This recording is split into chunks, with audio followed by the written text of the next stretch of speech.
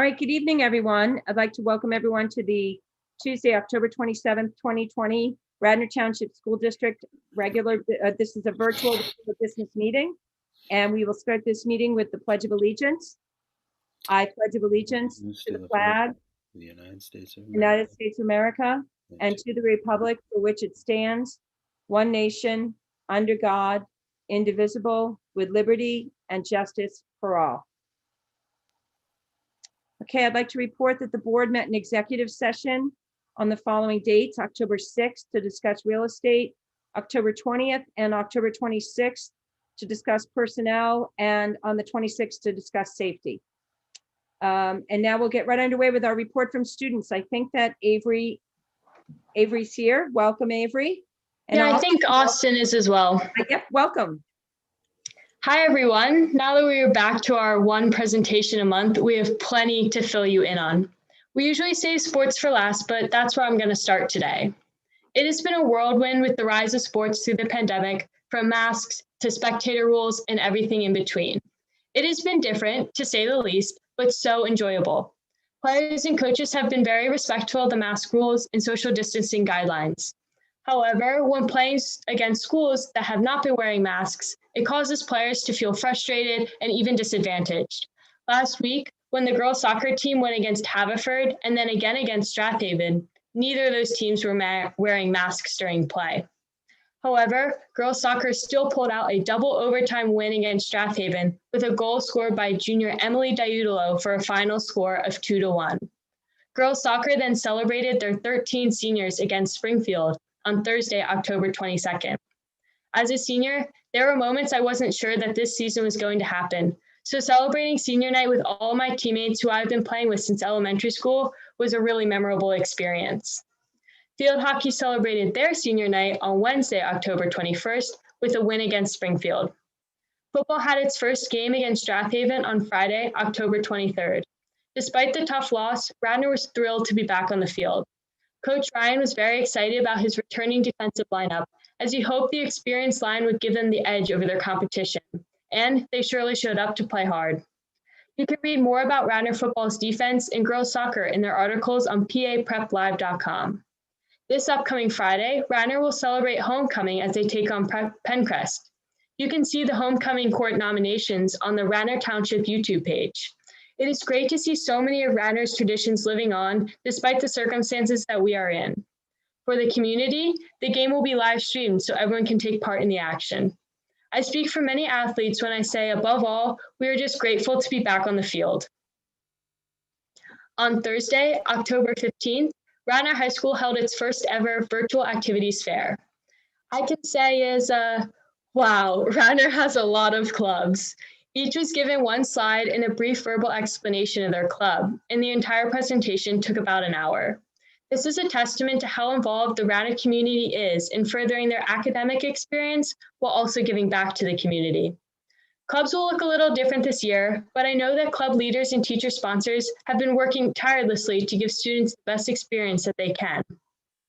Radnor Model Congress will be attending Princeton's virtual conference on November 13th and 14th. Ethics Bowl recently held a virtual debate about the Netflix documentary Tiger King and the morals behind making documentary films. Radnor's Model UN team will be holding tryouts the week of November 8th for new members. Although large conferences aren't going to be an option for the Model UN team this year, they're hoping to participate in virtual conferences and host events just for the club in a socially distant manner. The League of Women Voters has been especially active as we approach the election. Through social media, they have been reminding PA residents and seniors who will be 18 before the election to register to vote and provided steps on how to register and voting procedure information. On one final note, I just want to talk a little bit about a few of the struggles that have been happening at the high school in the recent times with the hybrid learning. First is the inconsistency of how frequently students meet with certain teachers in their given classroom. Let me take a look at my ceramics class, for example. There have been times where over a week goes by until I see my teacher again, which is quite difficult setup when you have been working with clay that could dry out and ruin your entire project. This ends up causing cohort A and cohort B to be at different points in their assignment and puts extra stress on my teacher to balance who is in the building, who is on Zoom, and which cohort is in which part of their assignment. Clay time is reserved specifically for the students that are in the building, and virtual assignments are for home, is why this kind of discrepancy can happen in where you are in your assignment. Another issue has been students' accessibility to their teachers. My math teacher offers time in the morning every day before school, but many of my teachers have also requested that we set up a time after school to meet with them. And for athletes like me, I cannot do after school meetings with my teachers. This makes it extremely difficult for me to find a time to meet with my teachers if I need extra help. In a normal year, I would see my teacher during community period, but without that time in the day, students feel we need more accessible office hours built in for teachers or time specifically designated for independent work or extra help. Over the asynchronous day, while seniors took the SAT, my Spanish teacher said she had meetings with about 3 or 4 students that day to provide extra help, and they really benefited from it, speaking to the power that office hours could have. But above all, my teachers have been trying so hard to accommodate everybody's learning situations and schedules, while also managing the hybrid learning, and incorporating a time into the day for the meetings would help take just one more thing off their already busy plates. Thank you, and now I'll turn it over to Austin. Thanks, Avery, and hey everyone. I can't believe it's already October when it feels like it just started. Usually during October, Radnor beats Lower Merion in our traditional rivalry game. From a student's viewpoint, LM Week is a time for students to express themselves in funny costumes celebrating our school spirit. We would decorate the halls, transporting us into fantastical environments that we would post on our social medias with our friends. Although this fall we didn't get to experience LM Week, we were reminded of our Radnor pride through Snapchat memories and Google photos of prior year's prep rallies. With the transition into phase 2, students have also been able to meet more classmates and form friendships. At the start of the school year, Zoom classes were awkward with decreased participation because everyone was shy. Now that we're in school, students are becoming more comfortable with classmates they might not usually talk to, and classes are more productive with a wide range of discussion. Unfortunately, some students have been separated from their friends through the cohort division, and classes feel a little empty with half the class there and only the sound of the others' voices, but we understand it's for our safety, and thank you so much for making in-school learning possible. Throughout the schools, the floors are decorated with arrows in the direction that students are required to walk in. I don't know if you've been in the school yet, but if you have, you've probably gone up or down the wrong stairwell at least once or twice on accident, like I have. Out of our 4 staircases, 2 are only for upflowing traffic and the other 2 are for downflowing traffic to minimize face-to-face encounters. The auxiliary gym, black box, and cafeteria all have desks facing one direction and to address the same issue during lunch periods. During class, we have plastic mats, some of which have been personalized with a student's name, a drawing, stickers, or monograms to place on our working space. At some point in each class, teachers guide their classes outdoors for a 10-minute mass break. During these mass breaks, students are supposed to socially distance from each other while getting a breath of fresh air. But not everyone is following these rules. It's often seen that friends tend to stay closer together during these breaks, but separate from the main group. So you'll see clusters of 3 or more people spread across the courtyard or school entrances. Despite that, students are collectively wearing their masks inside the building. To further prevent COVID-19 cases, we have also been given scannable ID cards to buy lunch and leave school without having to type in our credentials, reducing the number of germs spread through surfaces. Now, not only seniors, but juniors are permitted off-campus privileges to encourage even more socially distanced lunches and free periods. The question that arises with this new factor is if juniors are allowed to park in the half-empty parking lots to get to their cars faster than the 15-minute walk to Memorial Field. If they are, then they will have more time to get their lunches or go home and work on homework during free periods. Finally, as a last note, Radnor students are becoming tech savvy in their classrooms. In Meister Singers, for example, we are working on a new way to sing together virtually. Recently, we've attached audio and video files to create music videos without actually singing together. We plan to take a similar approach for our winter performance, but instead of performing on stage in lines with muffled masked voices, we'll create a winter special to send out to retirement homes to give our elders some joy because they've been one of the most affected groups during this pandemic. Avery and I thank you for your time and efforts, and we hope everyone stays healthy. Have a good night, and we'll see you next month. Thank you, Avery. Thank you, Austin. And I'm really happy to hear about that outreach to the senior centers. That's really great to hear. That's really heartwarming. Mr. Batchelor, we are looking forward to your report from the superintendent. Great. Thank you. Good evening, everyone. It's great to see everyone. And as Avery and Austin shared, it's been so nice that we are in week 5 of hybrid, and how wonderful it has been to in week 5 and K to 12 to have our students in the buildings. I should have Avery and Austin especially there. Thank you for sharing, what our buildings look like. There's a lot of big differences in our buildings, especially when it comes to the cafeteria, the hallways, the directions in the staircase. Austin, I have caught myself. Thankfully, no one else was around when I realized I had to use the other staircase because they're all set up in a certain direction in order to make sure that we are being as careful as we can. I think your points too, Avery and Austin, are really good points about the importance of being vigilant with these protocols, that even during a mask break, we need to keep distanced. And, I know our principals are watching these reports, our staff and teachers, and the importance of making sure that we are continuing to follow through and uphold all of our protocols, because those protocols are what going to keep school open. And Avery, your comment about sports, we have reached out to the other Central League teams to let them know that our request that have teams masked, we are masking our players, and we've made that commitment. And we've made that commitment to mask all of our teams, because we want to make sure that our athletes can play, and we want to make sure that our athletics don't have an impact on our classroom program, having been open for the last 5 weeks in hybrid.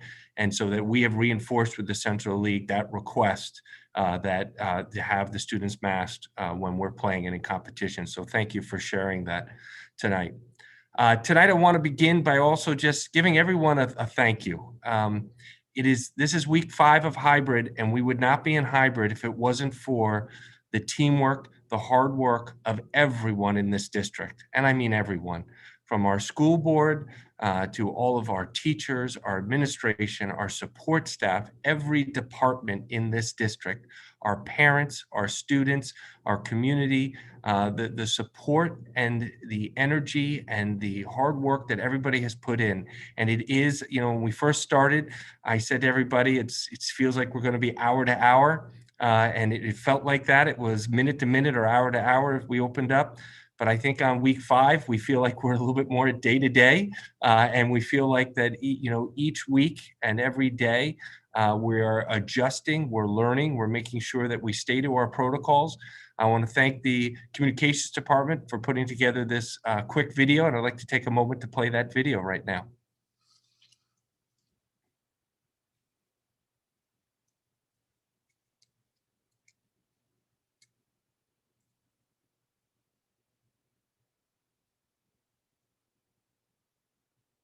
Working on it.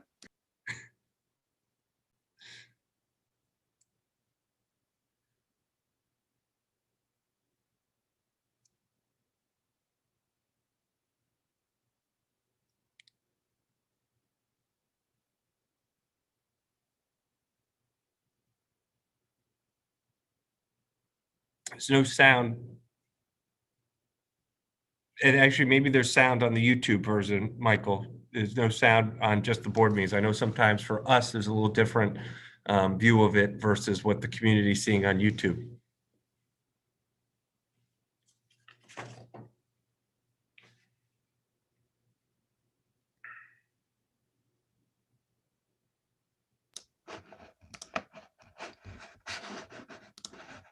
Jesus. While Michael's working on the, oh, there it is.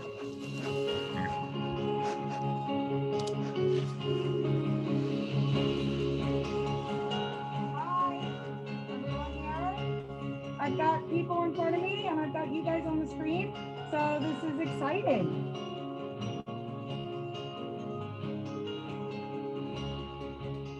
Look at all you guys working. Woo!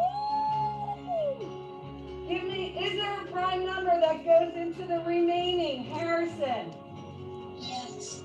Very good.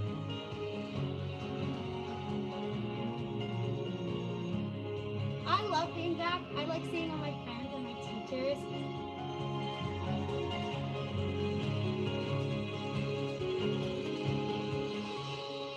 It's kind of weird having to wear masks all the time, but they do a good job of social distancing and making sure that we're all safe.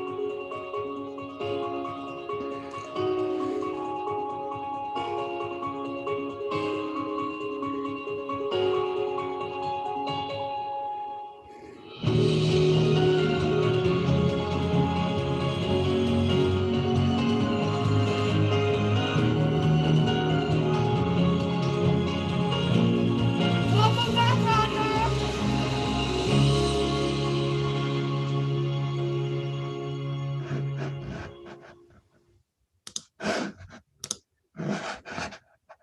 Thank you, Michael, and thank you, the communications team, for putting that video together. And it has been great to have everyone back, and you could see some shots of what our schools look like. Again, I just can't thank enough. Now that we're at week 5, all that our teachers are doing to bring instruction to our kids. And K to 12, our instructional practices had to adjust and had to be different. And we understand and recognize and really appreciate the work that our teachers are putting in to adjust and to be flexible and to learn each day on how can we best instruct, whether it is what the program we're running at our elementary, whether it's the program that we're running with the cohorts, with half the class in the class at the middle school and high school. We can't thank them enough for all that they're doing, and thank our students.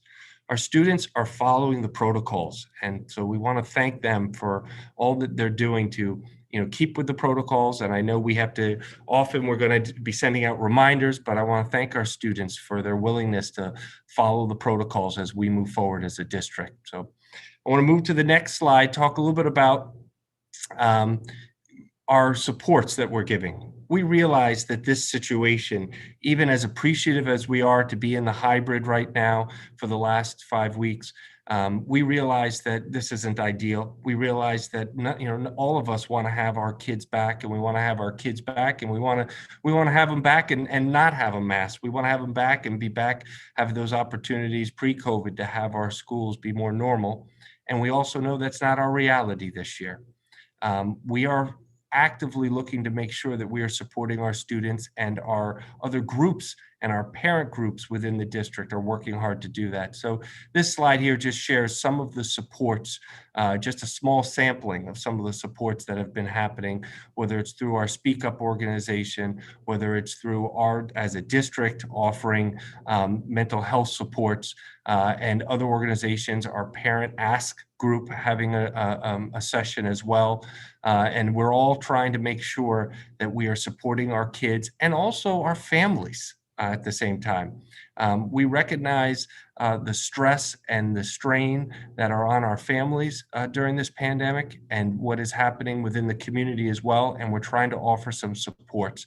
So this is just a small sampling of some of those supports that are out there, and we'll keep you updated, and you can find all of these on our website as well. And I want to thank all the different organizations, thank Mrs. Lesage and Mr. Regal and their team for putting together some programming, not only for our parents and our community, but also the programming and training that we provided to our teachers at the start of the school year to make sure that we are looking at our staff, and the supports that we're giving now in the programming for our students as well, to make sure they are supported as we go through this. The next slide we heard a little bit about already from Avery and Austin. It has been absolutely wonderful to welcome back competitions and to have our athletes participating on our field. And I want to thank our athletes and thank Avery, as she mentioned, that everybody on her team is honoring wearing the masks. Thank our teams for what they're doing, to again make sure that we are mitigating so that we can keep our classes open and have athletic competitions. And we're also excited about the live streaming that we're offering. Since we have limited opportunities for spectators, we are offering live streaming as well, something that we wanted to do as a district pre-COVID, something that we were moving towards and actually starting to look at more closely and experiment with in different areas, and something we just now moved more quickly to. So I want to thank all those involved for making that happen as we move forward. The next slide, I want to give a quick update on where we are with rebranding. So we've made a decision as a school board that we have retired not only the imagery of the Raider mascot, but the Raider name as well. And so we have given an update at our last GRCC meeting.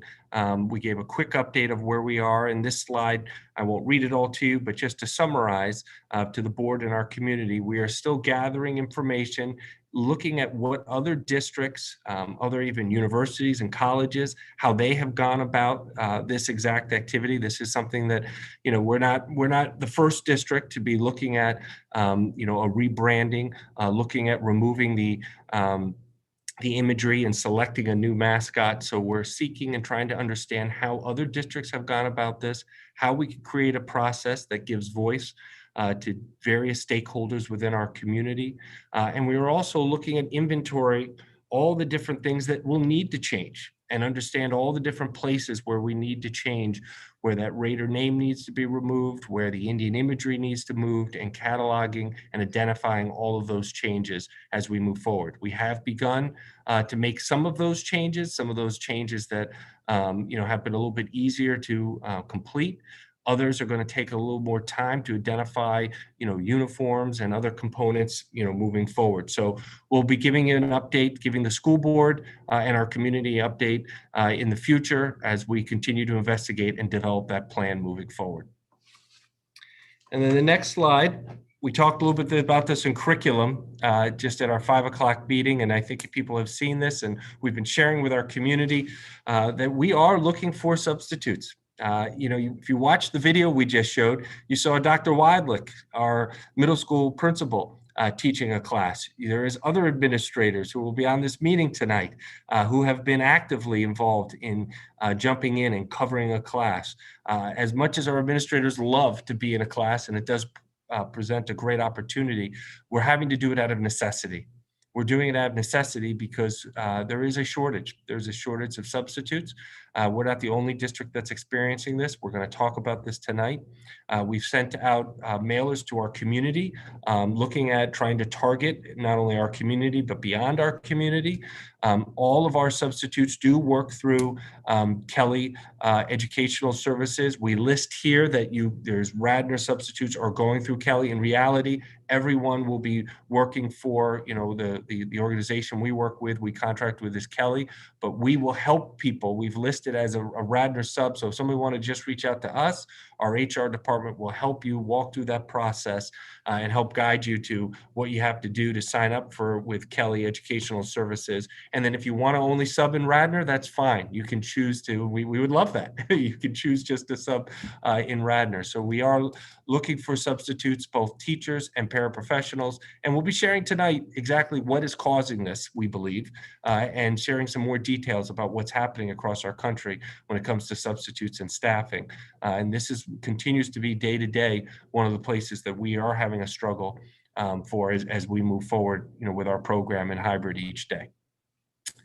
The next slide, I want to just thank our donation. We had a donation this month. And again, as I share with you each month, it is the donations and the support of our community that makes such a difference, for us. And I want to just thank Adam Schlagman for his donation to Ithan Elementary School. It is very much appreciated.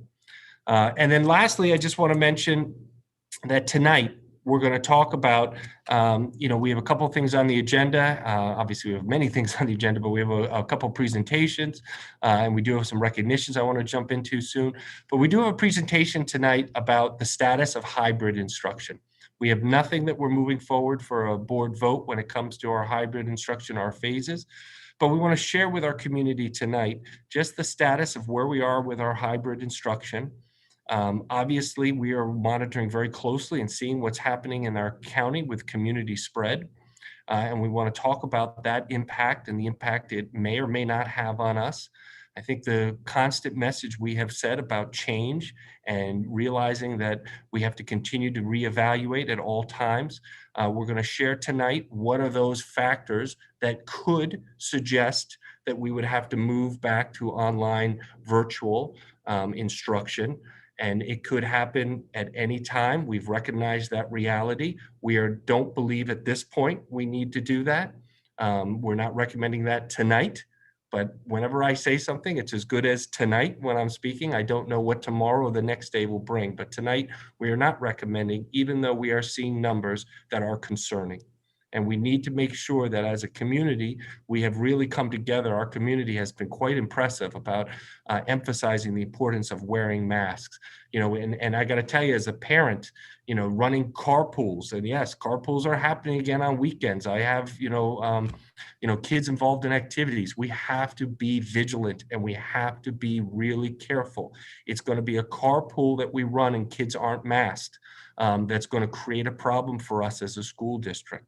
And we got to try to decrease and not have those carpools happen. There's going to be situations where there's going to be interactions where kids aren't masked, and not having a mask is what's going to create issues for us. So I just want to encourage everybody. I know how hard it is, but we want to keep our schools open, and that is our focus. So tonight, when we talk about hybrid instruction, I know there's some concerns that we're making a recommendation to move back to phase 3.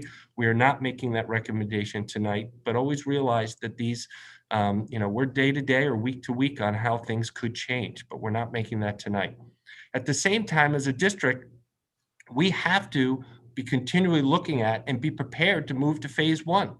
So just as we have to be prepared to move back to phase 3, we need to take the time to figure out what does it mean and what does it take and how do we move to phase 1. So I'm not making a recommendation tonight on that as well, but we will be sharing that in the hybrid presentation tonight. I'm sharing some of this now just because I know we have public comment and we have some recognitions, and I just wanted to let people know that that would be the what will be in part of that presentation in the hybrid instruction presentation coming up on the agenda. All right, thank you everyone. It's great to see everyone, and thank you for joining us tonight. Thank you, Mr. Batchelor. All righty, so we're going to get underway with our recognitions. Dr. Babson, you're going to handle item 5.1, which is the recognition of our National Merit Scholarship semifinalists. Thank you. Sure, glad to. Radnor High School seniors Maya Casillas, Colin Cheshire, Jesse Conan, Shanti Hug, Brendan Hung, Risha Kuklani, Sumin Lee, Dingmoen Lee, Jane O'Grady, and Joshua Yu were recently named semifinalists in the 2021 National Merit Scholarship Program. The students are among 16,000 high school seniors from across the United States and are eligible for some 7,600 scholarships worth more than $30 million. About 1.5 million juniors in more than 21,000 high schools entered the 2021 National Merit Scholarship Program by taking the 2019 preliminary SAT National Merit Scholarship qualifying test. The nationwide pool of semifinalists, representing less than 1% of U.S. high school seniors, includes the highest scoring entrants in each state. From the approximately 16,000 semifinalists, about 15,000 are expected to advance to the finalist level. They will be notified of this designation in February 2021. The superintendent, along with the board and the Radnor community, commends these students, their parents, and teachers on their outstanding accomplishments. Congratulations. Could we welcome the students to if they want to turn on their cameras so they can say hello? We didn't get a chance to see you on YouTube yet, so we wanted to. There they are. Yeah. I know we have many of them here. Congratulations. Consider this just your virtual handshake. We wouldn't be able to handshake anyway, even if we were in a meeting. But congratulations to you all. It's very impressive. Mr. Petiti, you'll be sending them their certificates? Yes, we'll make sure that they receive their certificates. Well, safely. well done. Well done, everyone, and good luck on your next round of in the next rounds. And thank you all for making the time to join us. All righty. Well, you're welcome to stay and listen to the presentation on the update on hybrid instruction, or perhaps you all have a heavy homework load. I don't know.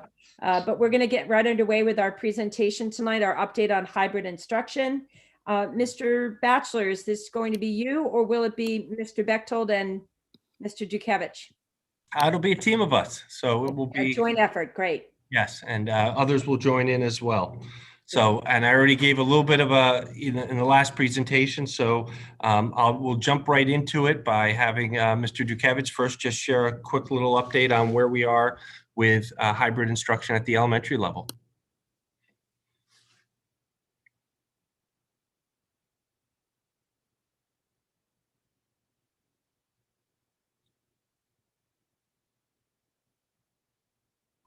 Sorry about that. I couldn't get my mute to turn off. Everybody. I knew you're in the district office, so I was going to bang on my ceiling in a moment here. Welcome, Mr. Dukevich. Thank you very much. And I'm gonna go back. I'm sorry. I'm just gonna go back here and get the first slide here. Here we go. So yes, I wanted to give a quick update on the elementary side of things. As Ken mentioned earlier, this is our 5th week in hybrid, and thinking back to the 29th of September when we welcomed students back in our AM PM format, I think that was the best day I can remember in the last 6 months for me personally. I mean, it's just a tremendous day to see kids back in session, back in classrooms, smiles under their masks. You could see in their eyes they were so excited to be back. And this experience over the last 5 weeks has really given us a chance to, as Ken just mentioned, closely monitor things, watch what has worked well, trying to make adjustments along the way, really listen to folks as they share feedback with us, and try to be proactive and plan ahead for the things that are going to be in front of us in the near future. It's also given us an opportunity to be really creative and thoughtful in really what are the most important components of school, and how can we boil that down in this 2.5-hour block, which I know for some parents has been concerning. So it's really caused us to be very thoughtful and very critical in getting to the really most important components of why we have our students in front of us and what we can accomplish in that time. It's also, I also want to take this opportunity to echo Ken's sentiments with regard to thanks and appreciation for all staff, certainly. But just seeing what's happening at the building level and between the teachers and the principals and our faculty with cleaning in the middle of the day. People are working probably as hard or harder than they ever have in their lives. And it's really commendable. And just from my perspective, I want to echo Ken's sentiments again and just thank everyone for the work they're doing. It's really making an incredible difference. And at this point, I want to also thank our parents and our students for being patient and for being supportive and allowing us to monitor and make adjustments along the way. And I think we're in a really good place, and I think we just continue to do this great work, and we'll see where it leads us next. And I'll turn this over to Mr. Bechtold next. Thank you. At the secondary level, we've had students in phase 2 that have both been in the classroom and virtual. And we actually have 3 groups of students. We have the A group, we've got the B group, and we have the C group, which is the fully cyber group. We have some students that are home every single day. And we're really pleased with the start of phase 2. I'll echo both Mr. Batchelor and Mr. Dukevich that I think that there's been a lot of really great engaging lessons that have been going on. I give a ton of credit to our teachers, but also to our administrators for helping to support them as the students go through this. We realize that there's a lot of good things happening, but one of our goals is continuous improvement. And we spoke a little bit at the curriculum committee meeting today and last week about how we're working to continually improve the experience for our students. And we've got an eye on that as we're in phase 2 and looking, as Mr. Batchelor said, for the ability to move to phase 1 or phase 3 and ensure that continuity and engagement and instruction for our students.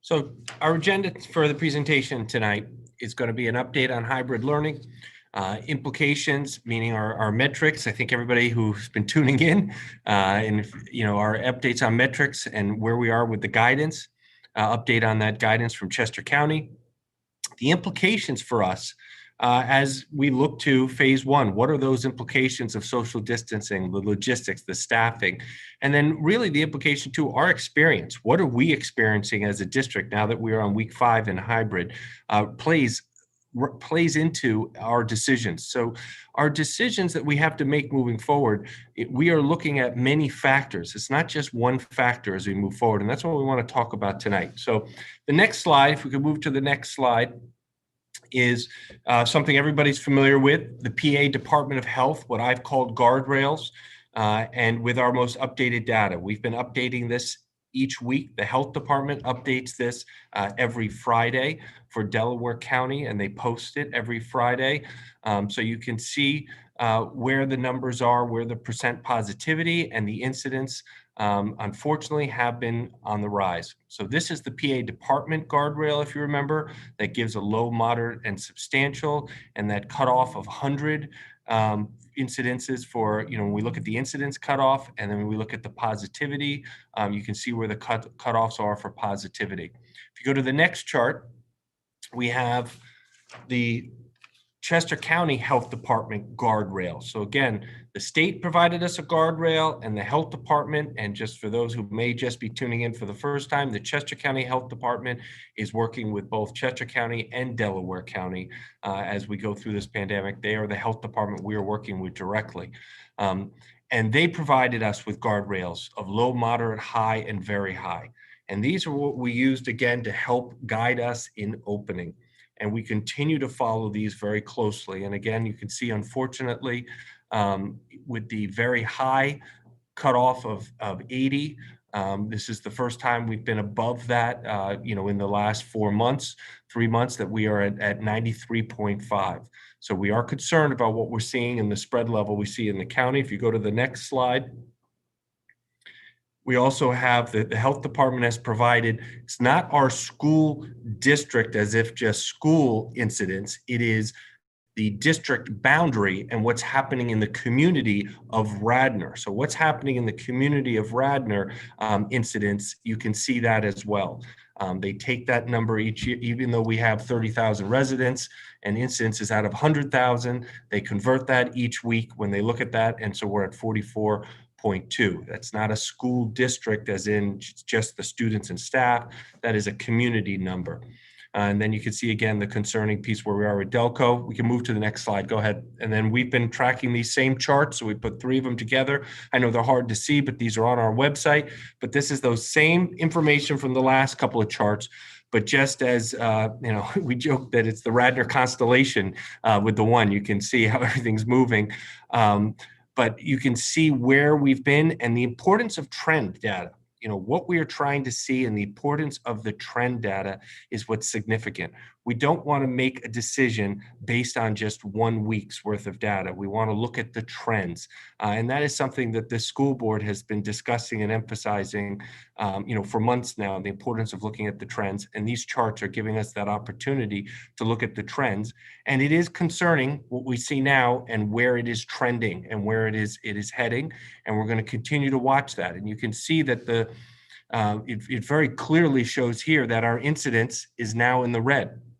And that is what has prompted, the Delaware County incidents being in the red has prompted, I've received many emails where people are asking, isn't it time for us to go back to phase 3? Is it time for us to go virtual based on this incidence now that has gone up? So that's something we want to talk about tonight and put that in context. And again, we continue to learn and we're continuing to adjust the information as we move forward and as we learn more, both from the medical community, as we learn from the health department, as we continue to meet with them weekly. So if we can move to the next slide. So what are those implications? And is it time for us to move back to phase 3? And what would make that decision? And I want to also be clear and reminder for our community, but also for our school board is well aware, but our board and community, that we made a decision as a board, we made a decision that the administration now, has the authority to move us between these phases. So it is the administration could at any time decide that we need to move back to phase 3. And I've been I've been saying to people that could happen at any time. It would most likely happen because it's in consultation with the health department and it's a recommendation from the health department would be most likely. But as administration, we could decide on our own that we need to move to phase 3, or there could be some type of information or data. The administration can also now make the decision on when it's time to move us to phase 1. And we're continuing to, as we talk about now phase 3 for a moment, we're going to spend some time after this talking about what does phase 1 look like as well.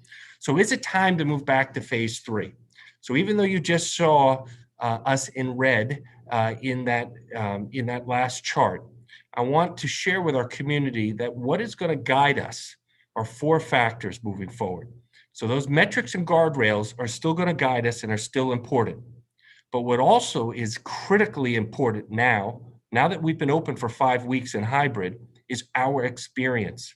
Our experience is going to play into this discussion now of when we may need to move to phase 3 or when we may need to move to phase 1. And our experience right now is telling us that we don't need to move to phase 3. So even though on this first quadrant, the guardrails are suggesting it, our experience right now is not suggesting that we need to move to phase 3. The other 2 factors that are going to be part of this for us in any decision is logistics and staffing. And you're going to hear tonight again about the substitutes and what it's taking for us to be open each day. Also the logistics we have when it comes to transportation, when it comes to lunch, the logistics that are behind each one of our phases are going to play into any decisions we make. And social distancing guidelines, we put that as its own standalone, and I'm going to explain a little bit more why that's a standalone. Even though mitigation strategies are supposed to be a comprehensive strategy, and it's not just one mitigation piece we should lean on, it's a comprehensive approach to mitigate the spread. There is one that weighs heavily on us as we look to try to make any decisions moving forward, and that's that social distancing. That is the reason we're in hybrid. One of the biggest reasons we're in hybrid is that social distancing. So based on these 4 areas, is it time to move back to phase 3 as of 7:43 on 10/27? No. Could that change tomorrow? Could it change in a week from now? Yes. I think I think I have to say it out loud for myself, because as much as I think that we say this a lot, that we get where, we realize that change is here. Change could happen at any time. But based on our experience, and we're going to share a little bit more now about our experience, we don't believe we need to be moving to phase 3 right now. So what is that experience? So if we could move to the next slide. And before I even talk about our specific experience, let me just share also what's coming, what are we learning from the medical community. Recent New York Times article, school children seem unlikely to fuel coronavirus surges, scientists say. Again, based on schools being open. Now that schools are open, whether it's in hybrid or they're open full in person, we are gathering more information. So we wanted to share this article, and in this article is also quoted Dr. Rubin from the Policy Lab, and we have information here. The Policy Lab has given us an update. And in this update, the Policy Lab shares with us that those guardrails that were created to decide whether it was the right time to open or not, now that we're open and we have protocols in place and we see that the protocols are being followed, now that we know we can contact trace, and we've been doing it, and we've been contact tracing when we have incidents, we can look at those guardrails a little differently. And so that's what this Policy Lab document is suggesting to us, among many other things, is that our experience, that second quadrant I talked about, our experience should play into that decision and shouldn't lead us just because we see trend data that is rising. Now, there's going to be a point where that community spread data, and the Policy Lab even talks about a 9% positivity being very concerning. There is going to be a point where that community spread information may start to outweigh and tip the scales. But right now, because we're open and what we're seeing, it's not tipping the scales for us to move back to phase 3. If we go to the next slide,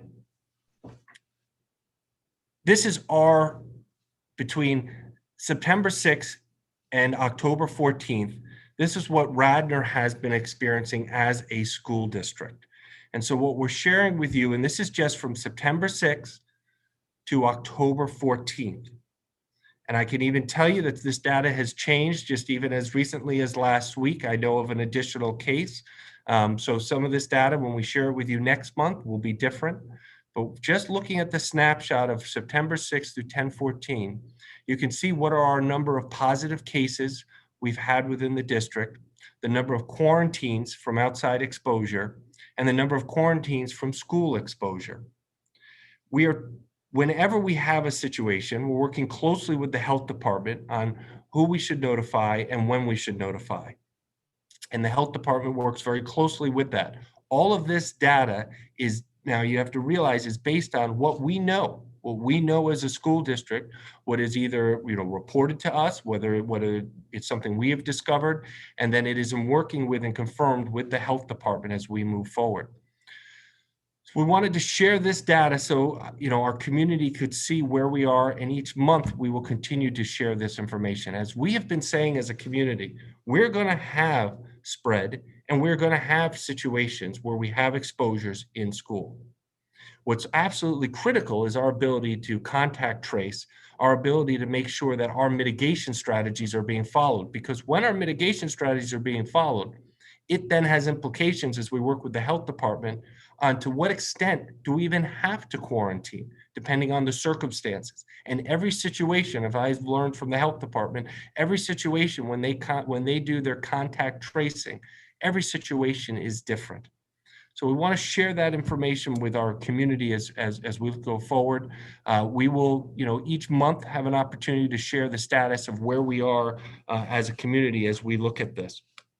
So the next slide, and before we leave, well, you don't have to go back, but just one last thing I want to mention on that last slide before I forget. We have to protect people's individual rights too. So we have to be very, very careful that when we're sharing information like that, or sharing information that students and parents aren't trying to figure out, oh, who is that student or who is that person? People do have privacy rights, and we want to be very, very careful and mindful of that. So I know the health department feels strongly about that, and as a district, we feel strongly. So while we want to share information like that last slide, we also want to make sure we are being careful and respectful of individual privacy as well. So we're not recommending, again, as of tonight, 10:27, still at 7:48, I'm still holding. So it's been a couple of minutes since the last time that we're not going back to phase 3. But as again, that could change at any time. But how would we move to phase 1? And administratively, we've been talking about the fact that now that we're on week 5 of hybrid, we have to be prepared to move to phase 3, but we should be just as prepared to move to phase 1. And these 4 factors will play in our decision. So clearly right now in a move to phase 1, one of those factors, the metrics and guardrails, is not helping us. That data right now on community spread is not helping us. Our experience though as a district is helping us. Our experience and our students following the protocols and seeing that the protocols are being followed and are adjusting to it is helping us as we move forward. So the other considerations we need to talk about are logistics and staffing and social distancing. So in the next slides, we want to talk a little bit about what are those factors and what do those factors mean for us. So if we go to the next slide. So the guidance, speaking of that social distancing, the guidance from the health department and what does it take for us to transition, is a factor for us as we move forward. And again, the thresholds of community transmission and all of that is laid out in this document.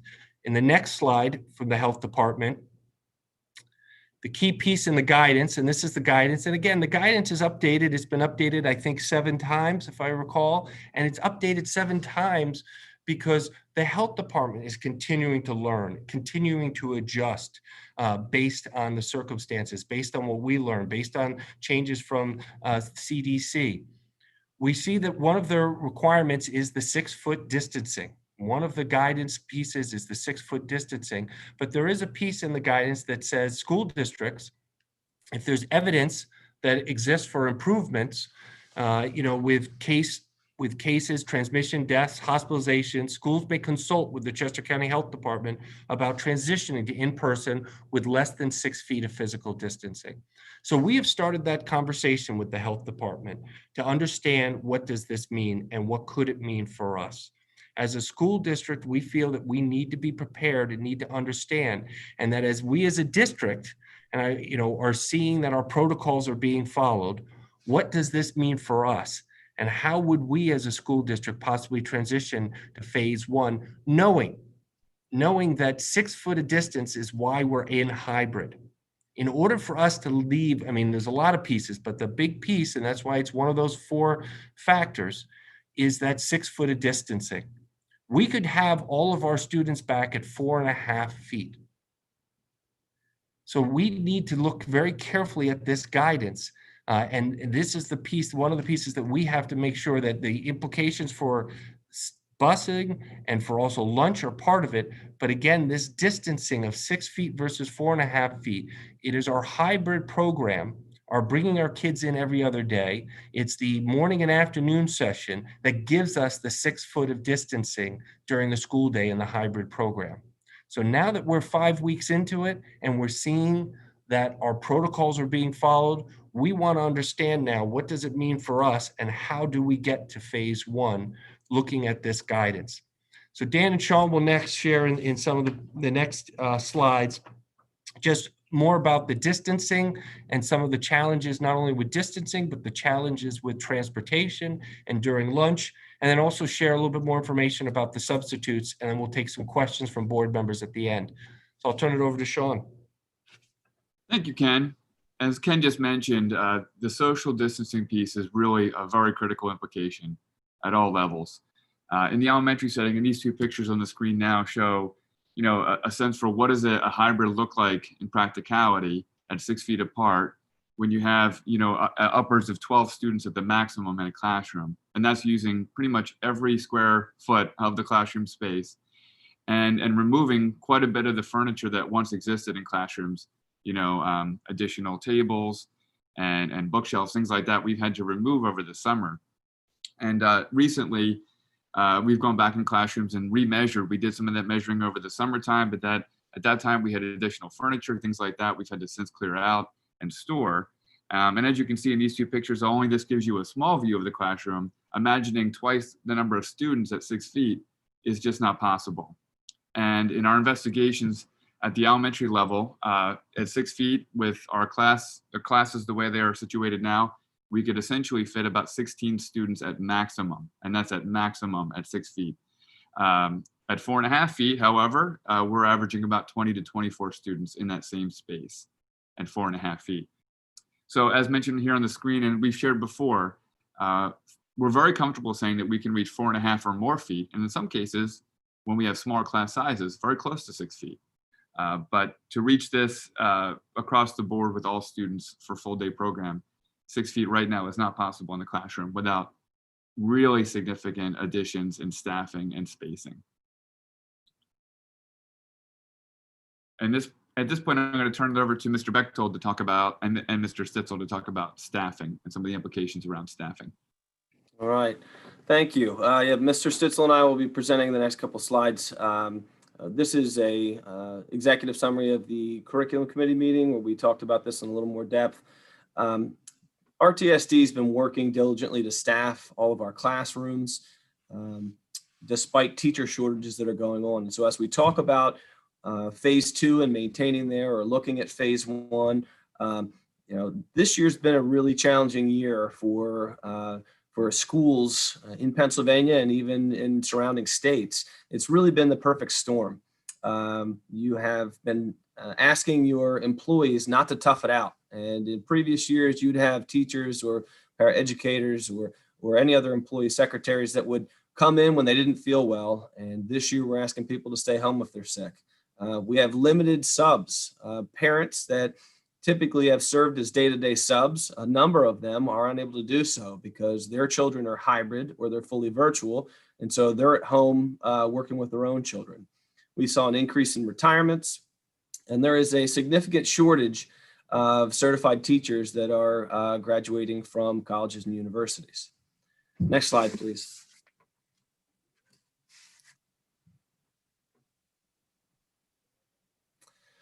And this is not unique to Radnor. This is a national trend. College students just aren't graduating and selecting education as their major. They aren't graduating with education degrees. Nationally, colleges and universities just aren't producing the number of teachers that we need to fill our schools. And so there's a number of school districts around us that have cited the fact that teaching shortages is one of the reasons that they were unable to open this fall. Next slide, please. One of the things that we've been looking at as a district is teaching certificates in the state of Pennsylvania. And so this chart right here talks a little bit about the teaching certificates that were issued in Pennsylvania, and it runs from 2010 to 2019, which is the most recent data that we can get. And you can see a clear downward trend in this. On the left-hand side, it shows the certificates that were issued by the state of Pennsylvania. On the right-hand side, you'll see the breakdown of the most frequently issued certificates and the least frequently issued certificates. So I'll point out math. Math 7 to 12 is, it looks like it's 7th down there on the list as the most frequently issued certificate. In 2018-19 school year, we had 216 people that graduated in the state of Pennsylvania and got a teaching certificate to teach math in grades 7 through 12. That's significantly problematic for us because there are over 500 school districts in the state of Pennsylvania. So when you look at the top of this list with the most frequently issued certs, you can see that there's a problem because a number of retirements in any given school district, and you have some school districts have multiple high schools, multiple middle schools. You're just not going to be able to keep pace with the retirements. Looking at the bottom of the right-hand side, you can see the subject areas that are the least, that have the least number of certificates issued: Latin, German, and French. There was 31 total certificates issued in the state of Pennsylvania in 2019. Physics 44, chemistry 62. So really the number of graduates that we have that are graduating and going into the profession is just really not keeping pace with the number of teachers that we need to replace as veteran teachers are retiring.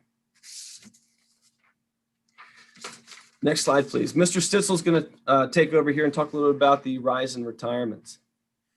Thank you, Mr. Bechtel. Typically, teachers retire anywhere from June 1st to the beginning of September. And this past year, we have seen an increase of over 31% doing that. That means if you look at the last slide, there was about 5,500 students within the state of Pennsylvania that have graduated and obtained certification, but there was almost 3,500 applications for retirement.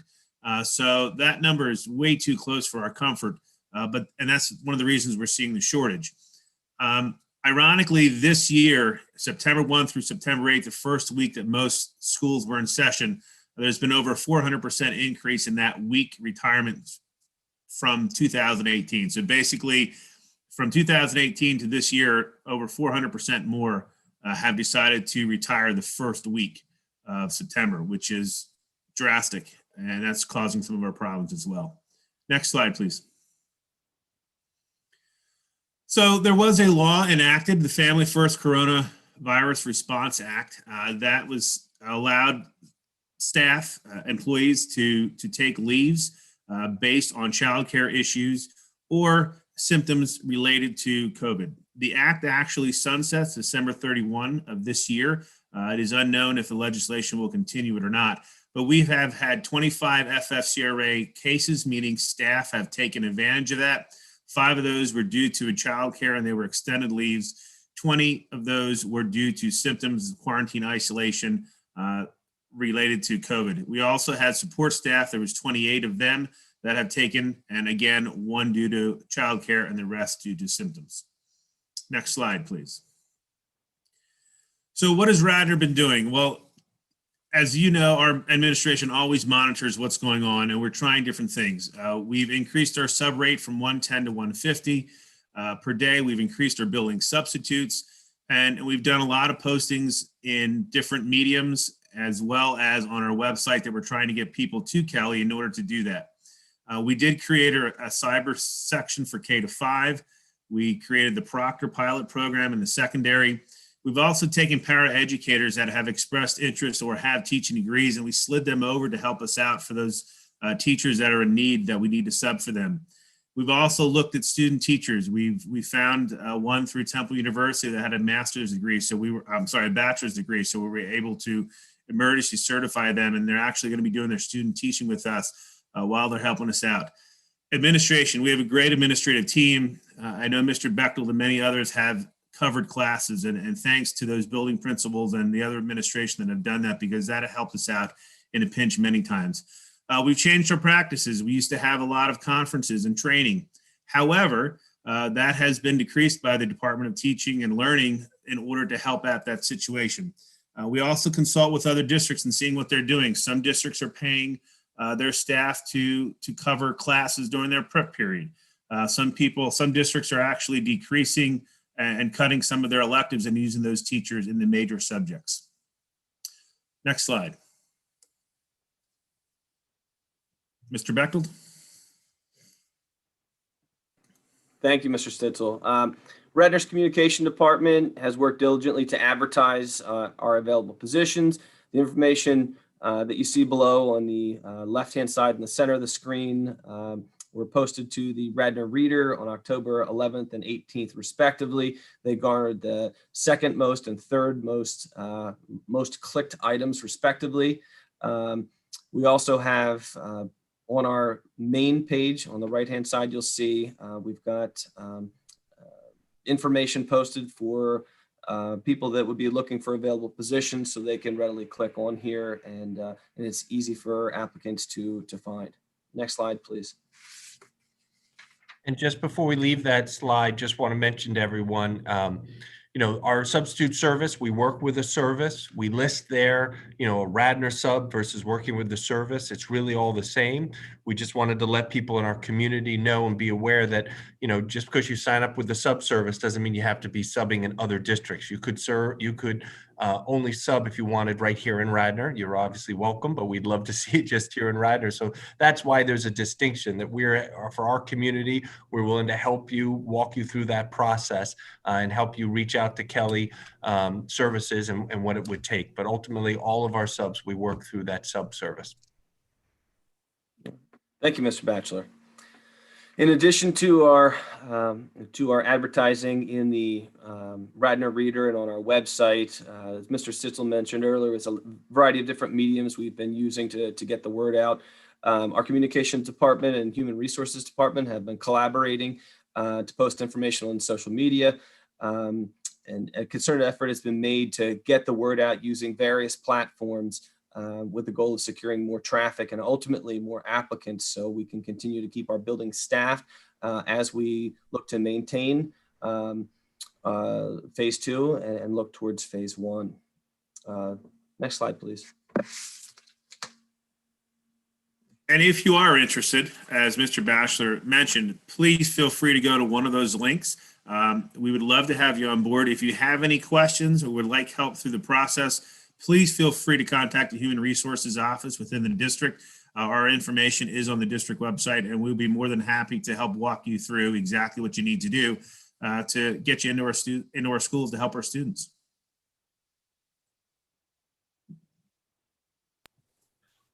All right, this back to me again. So thinking about those 4 main implications, as Todd and Jen have just reviewed the staffing component, the other component to that is logistics. So believe it or not, there's quite a bit of changeover that would need to occur between a phase 2 to a phase 1. These are just some of those things that are highlighted here. Reconfiguring classrooms from 6 feet of separation to something less than that would require extensive movement of furniture and some things that have been put away and stored in different places and buildings. In some cases, large group rooms, cafeterias, gymnasiums would have to be set up for other uses than what they typically may be used for. These changes in classroom environments would typically need to happen when students are not in session. So either at night in small portions, or when students were not in session, when that was a weekend or some type of break. And I mentioned in some cases where we need to add desks to maintain 6 feet in cafeterias or other things, may require us to purchase quite a bit of additional desks to make that possible. Other logistics include, again, I mentioned storage. Quite a bit of our empty spaces in our buildings have been filled now with all those additional desks, tables, file cabinets, everything else that would have typically made a classroom setting, but needed to be removed to get to that 6 feet of space, is somewhere in the district. And so to access those pieces and bring them back, stage them, prepare them, and then reconfigure classrooms, that all takes time and quite a bit of work. I mentioned earlier, the lunch and cafeteria implications are sizable, especially at the secondary levels. Trying to get hundreds of students through a cafeteria process safely and 6 feet of distance would would require some logistics and planning, which we're working toward. But there are implications on that time to do that. And then, as Ken mentioned earlier, transportation. Right now, our busing is half of our students at a time, and even that's separating the students who are hybrid. So by adding, essentially 2/3 of our students onto a bus in an elementary or more at the secondary level would require some possible adaptations and accommodations that are currently not in place. And all those things, logistics and staffing have some significant implications for moving from a phase 2 to a phase 1. And really that brings us back to those 4 main areas that Ken began today, the metrics and guardrails that we're always monitoring, our own experiences at Radnor and what we're seeing happen day to day, the logistics and staffing that have huge implications, and then the social distancing guidelines and what we decide to do as a district, and how we monitor our outside guidance that tells us what is good and what we should consider in that process of determining social distance. I'll turn that back over to Ken and the board for any questions. Thank you, Sean. Thank you, Dan and Todd and the whole administrative team. And we can maybe leave the presentation for a moment and then we'll come back to individual slides if need be with certain questions.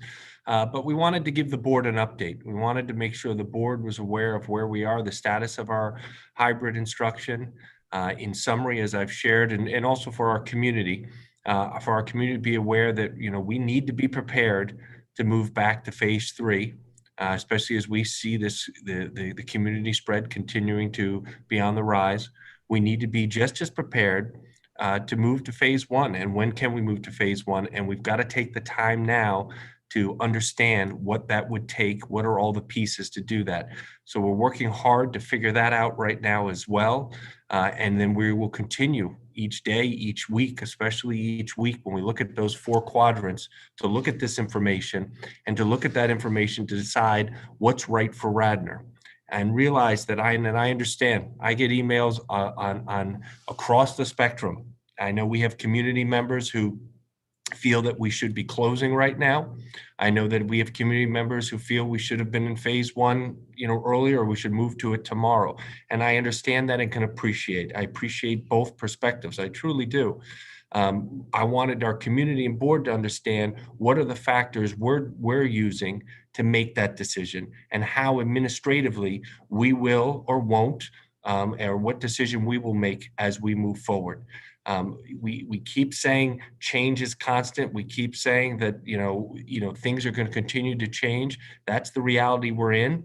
We are going to make sure that we are as prepared as we can be for all these different pieces.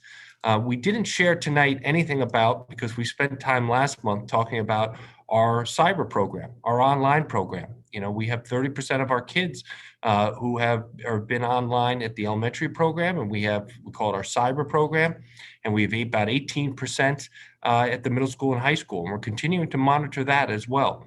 We're continuing to monitor that program and also monitor our current program for also how are our kids doing academically. We are all about the teaching and learning aspect and making sure that how is our, we spent some time during the curriculum meeting just an hour ago discussing what are we seeing academically and making sure that we are seeing growth with our students and within our program. So we're going to continue to be doing that as we move forward. But we didn't spend time on our cyber program, our online program, but please understand that program will exist all year long. That program isn't going anywhere. We have been receiving some very good feedback from families that have been involved in that program. We've held pretty steady. And when I say by pretty steady, it's interesting. We've had some kids that have left the cyber to come back in the hybrid, and we've had some that have left the hybrid to go into the cyber program. So we're going to see that. So we want to be clear with what are the conditions, what are the circumstances, what is it that's guiding our decisions. I'm going to continue to not only work closely with the health department and other medical professionals, but also continue to work with our parents and work with some of our medical professionals within our community that have also been part of our committees moving forward. They've given us great guidance as we move forward, and we're going to be again turning back to them as we continue to look at this. So I want to open it up for board questions about the presentation. Does anyone have questions, just kind of raise your hand. We can. And really, since there's nothing to be voted, it could be, I know our practice is kind of questions and then we get to a vote. There's nothing to be voted on tonight. And as I've clearly, shared, it's the administration that will be making the move for when to move to phase 3 or phase 1. But I want to, give an opportunity for, comments or questions from board. All right. You know what? I don't see anybody jumping in. I do want to just thank you, Amy. I see. Thank you for pulling it together. Actually, why don't you go ahead, Amy? That's fine. Just had 2 quick questions. One for Mr. Stitzel. On slide 19, there were some extraordinary statistics of how many teachers are retiring across Pennsylvania. Does that correlate to what's happening in Radnor? I know it has an effect on us, the statewide retirements, because that shrinks the pool of available staff. But does that correlate? I don't think that necessarily correlates to Radnor, but I just wasn't sure. As far as retirements, we are on track as we normally would. It was an average year for us, maybe slightly higher. Where we're finding it is the substitutes that we used to have are no longer available because they're going to other districts that are having bigger retirement years than we are.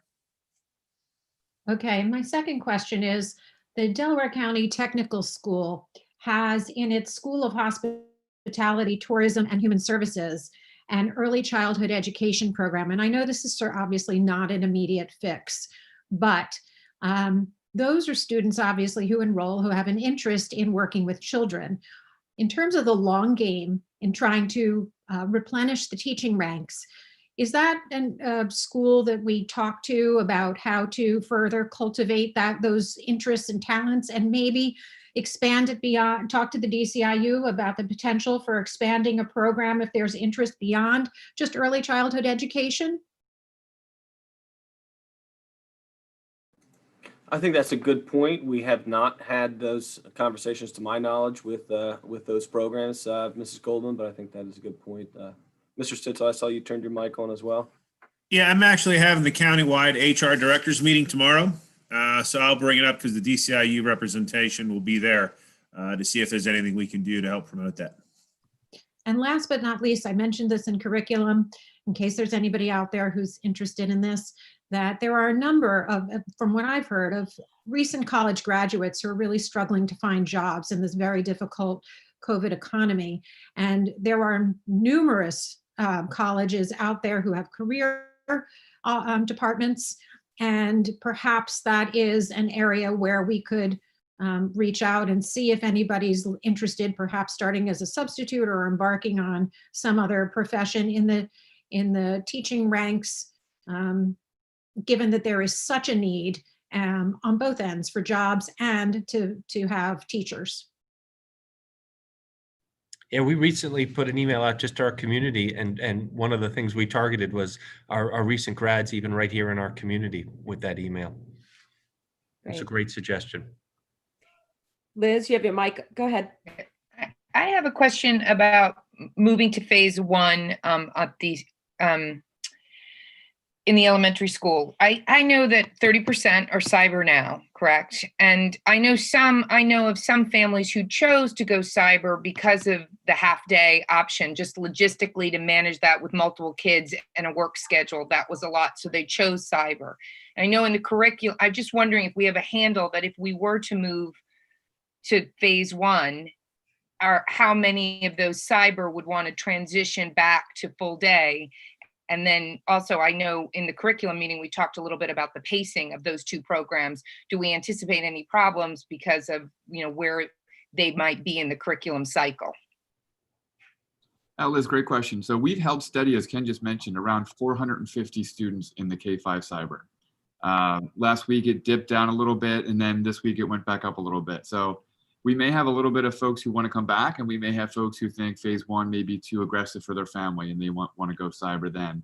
So it'd be interesting to see how that levels out, but we've held to that number essentially since we began the school year. To your point about pacing, we do have a plan where we're meeting regularly with both our hybrid teachers and our cyber teachers, and we're trying very hard to make sure that we're staying as close to within the same ballpark, so to speak, with curriculum, to make sure that we're covering the same content and the standards. And, Dr. Kearney, our coaches, members of the technology team, and myself were working together to also put together and continue on what we did in the summer, which were these weekly overviews. And a weekly overview identifies the learning target, digital resources and content, the critical components and common assessments that need to be covered by subject each week, and that those are shared out and reviewed regularly with teachers to make sure those same pieces of content and the way we're evaluating students in their application and knowledge of that content is similar, even though the delivery might look different in person compared to remote. So that's been a constant on our minds, Liz. And Dr. Kearney and I have been working closely with that, with the teachers, with the principals, and with the coaches to make sure we can try to make sure that we're close. We also don't want to slow a classroom down because they're progressing very well, but we want to make sure that the content, for those on and off ramps, for a kid who needs to maybe come to a cyber, or that there's not a significant gap in their learning. It's just going to be an ongoing work in progress for us. Thank you. I actually have a couple of questions. So first of all, thank you all for putting this together. And, Ken, just to reiterate your point, this is going to be for your administration to evaluate. I know you'll keep the board in the loop and appreciate that. I think some of our biggest challenges, and I don't know that everyone fully appreciated in the public fully appreciates how really severely hampered we may be by staffing. You put staffing and logistics as an issue, and this is the first month that we're really talking about how bad it is and how challenging it is. And I know there's been some public comment about some of the approaches we've taken to staffing this year, some of the, the pilot program and some of the options. And I guess I just would like to say, that you're all working really hard in service of keeping our kids in school and with teachers to teach them. Metrics aside, that is one of our challenges. And this was a challenge that preceded COVID. And I'm not sure that our families and in our community really fully appreciated. I know we've been talking about it in finance. That's part of, the reason we authorized a couple of years ago, building substitutes. The curriculum committee's been talking about it for quite a long time. This was a problem pre-COVID, and this is only exacerbating it. So one of my questions is, I hear all the approaches for new graduates or substitutes and all that, but what if there were teachers in the community who have not previously been public school teachers? Perhaps they've been teachers in the private school. Is there a fast track if a teacher who, if there's a person who has a degree in teaching, they just haven't happened to have been teaching in the public sector? Is the state doing anything to facilitate those teachers perhaps getting their certifications to be able to teach in the public schools? If they have a teaching certification, it's going to be rather simple. It's just clearances. If they need teacher certification but have a bachelor's degree, we can emergency certify them, which is a couple more steps, but we can still get it in. As far as getting them an in-state certification, they would have to apply through PDE and follow their criteria and stipulations in order to get that. I guess I'm just wondering if PDE is helping to facilitate that. PDE has not loosened any of their restrictions. Okay, all righty. And then, they give us that opportunity to emergency certify, and that would be something that we could help do, with whoever that person is. We would emergency certify them. That would be in essence the fast track. Right. And I guess I would say that I think moving forward as a board, as a district, as an educational institution, we may have to continue to see really innovative approaches to staffing for, and the positive of so I try to look at the lemonade, the lemonade here of being forced to create a really robust virtual or remote instruction program is that may afford us some opportunities to find instructors for content specific situations for our kids. And we may continue to have to really be very innovative and in approaches for the sake of our kids learning. I don't know what that might look like, but I think, I could foresee that we're going to continue to have, and thank goodness you all are working so hard and are so forward thinking. So I appreciate that. The one final question, and I assume this will go through curriculum. You mentioned it in last month's curriculum committee meeting.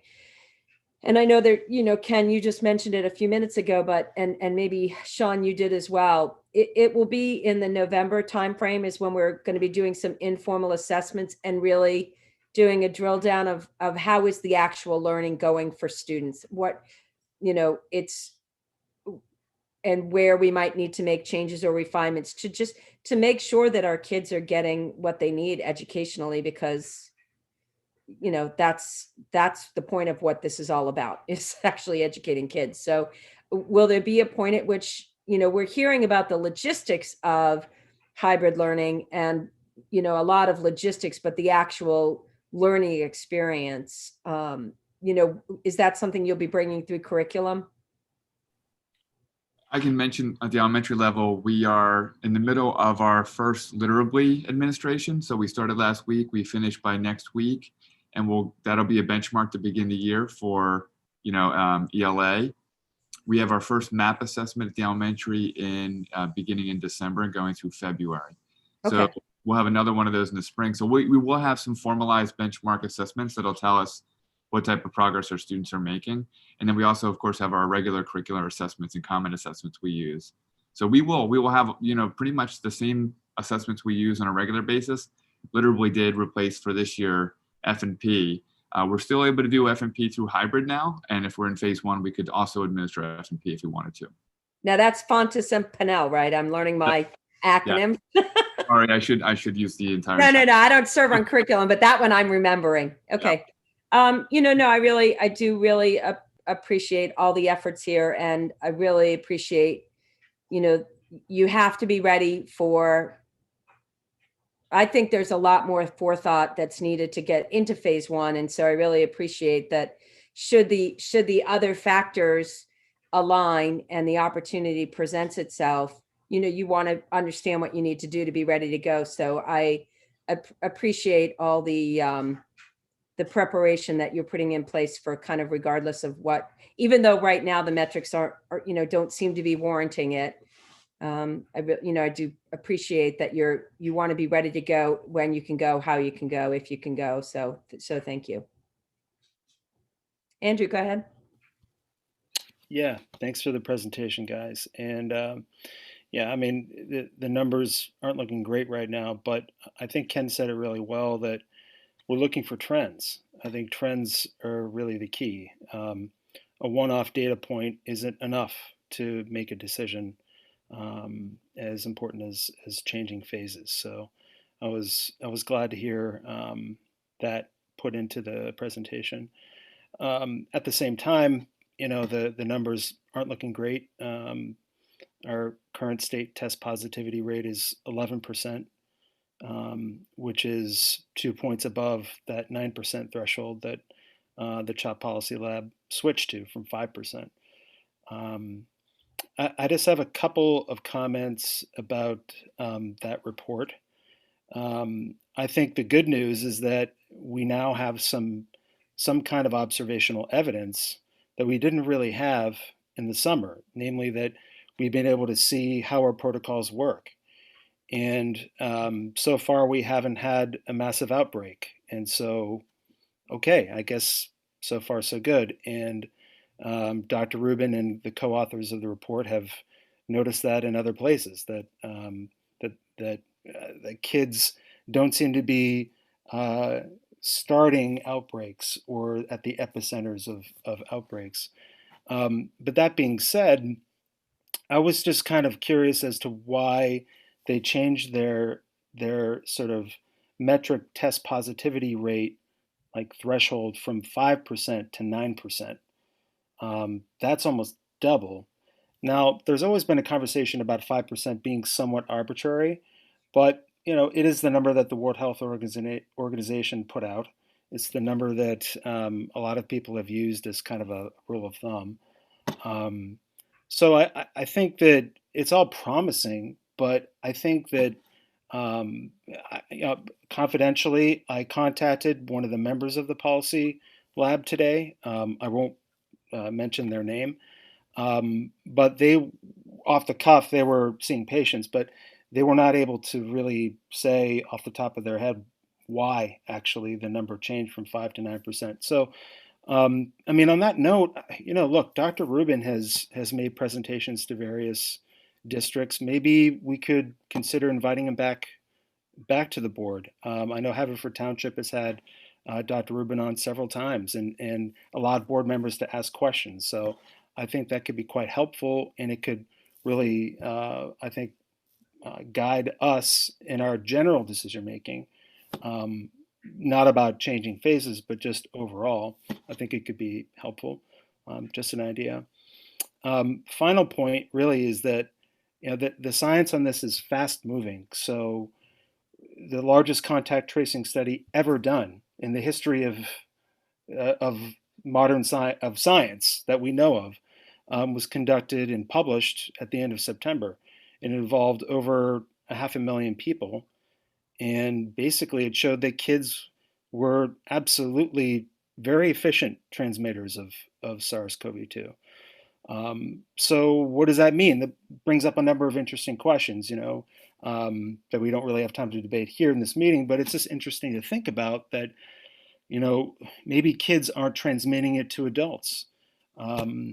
Maybe really the key is to help make sure the adults in our system aren't getting infected.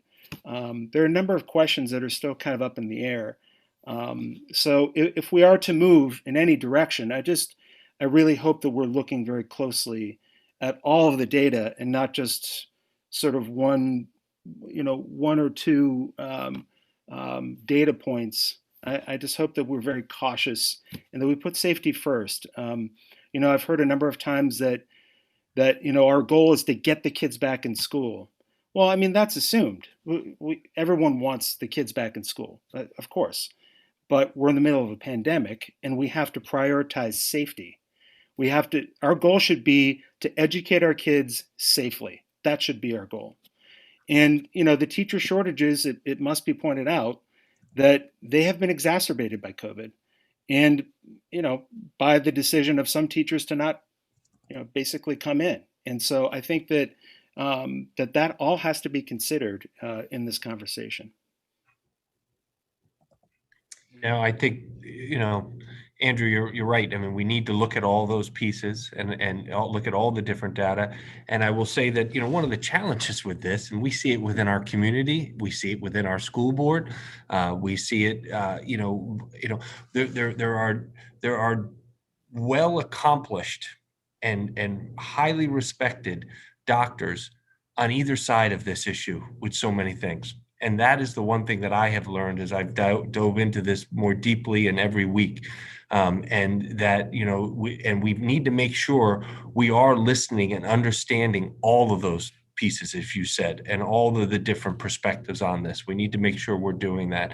And I would also say that, when you talked about, we will continue to follow that data and continue to look at it. As you said, the trend and the importance of the trends, we're going to continue to follow that and make sure that we as a district are looking at all of those different pieces. So no, good points. Thanks for that, Ken. And, I should just say one more thing and then I'll be done. That I've probably gained a little bit of a reputation for banging this drum over the past few months, but I mean, no one wants this to get better more than I do. I've got a kindergartner who frankly is adjusting, taking her time to adjust to kindergarten online.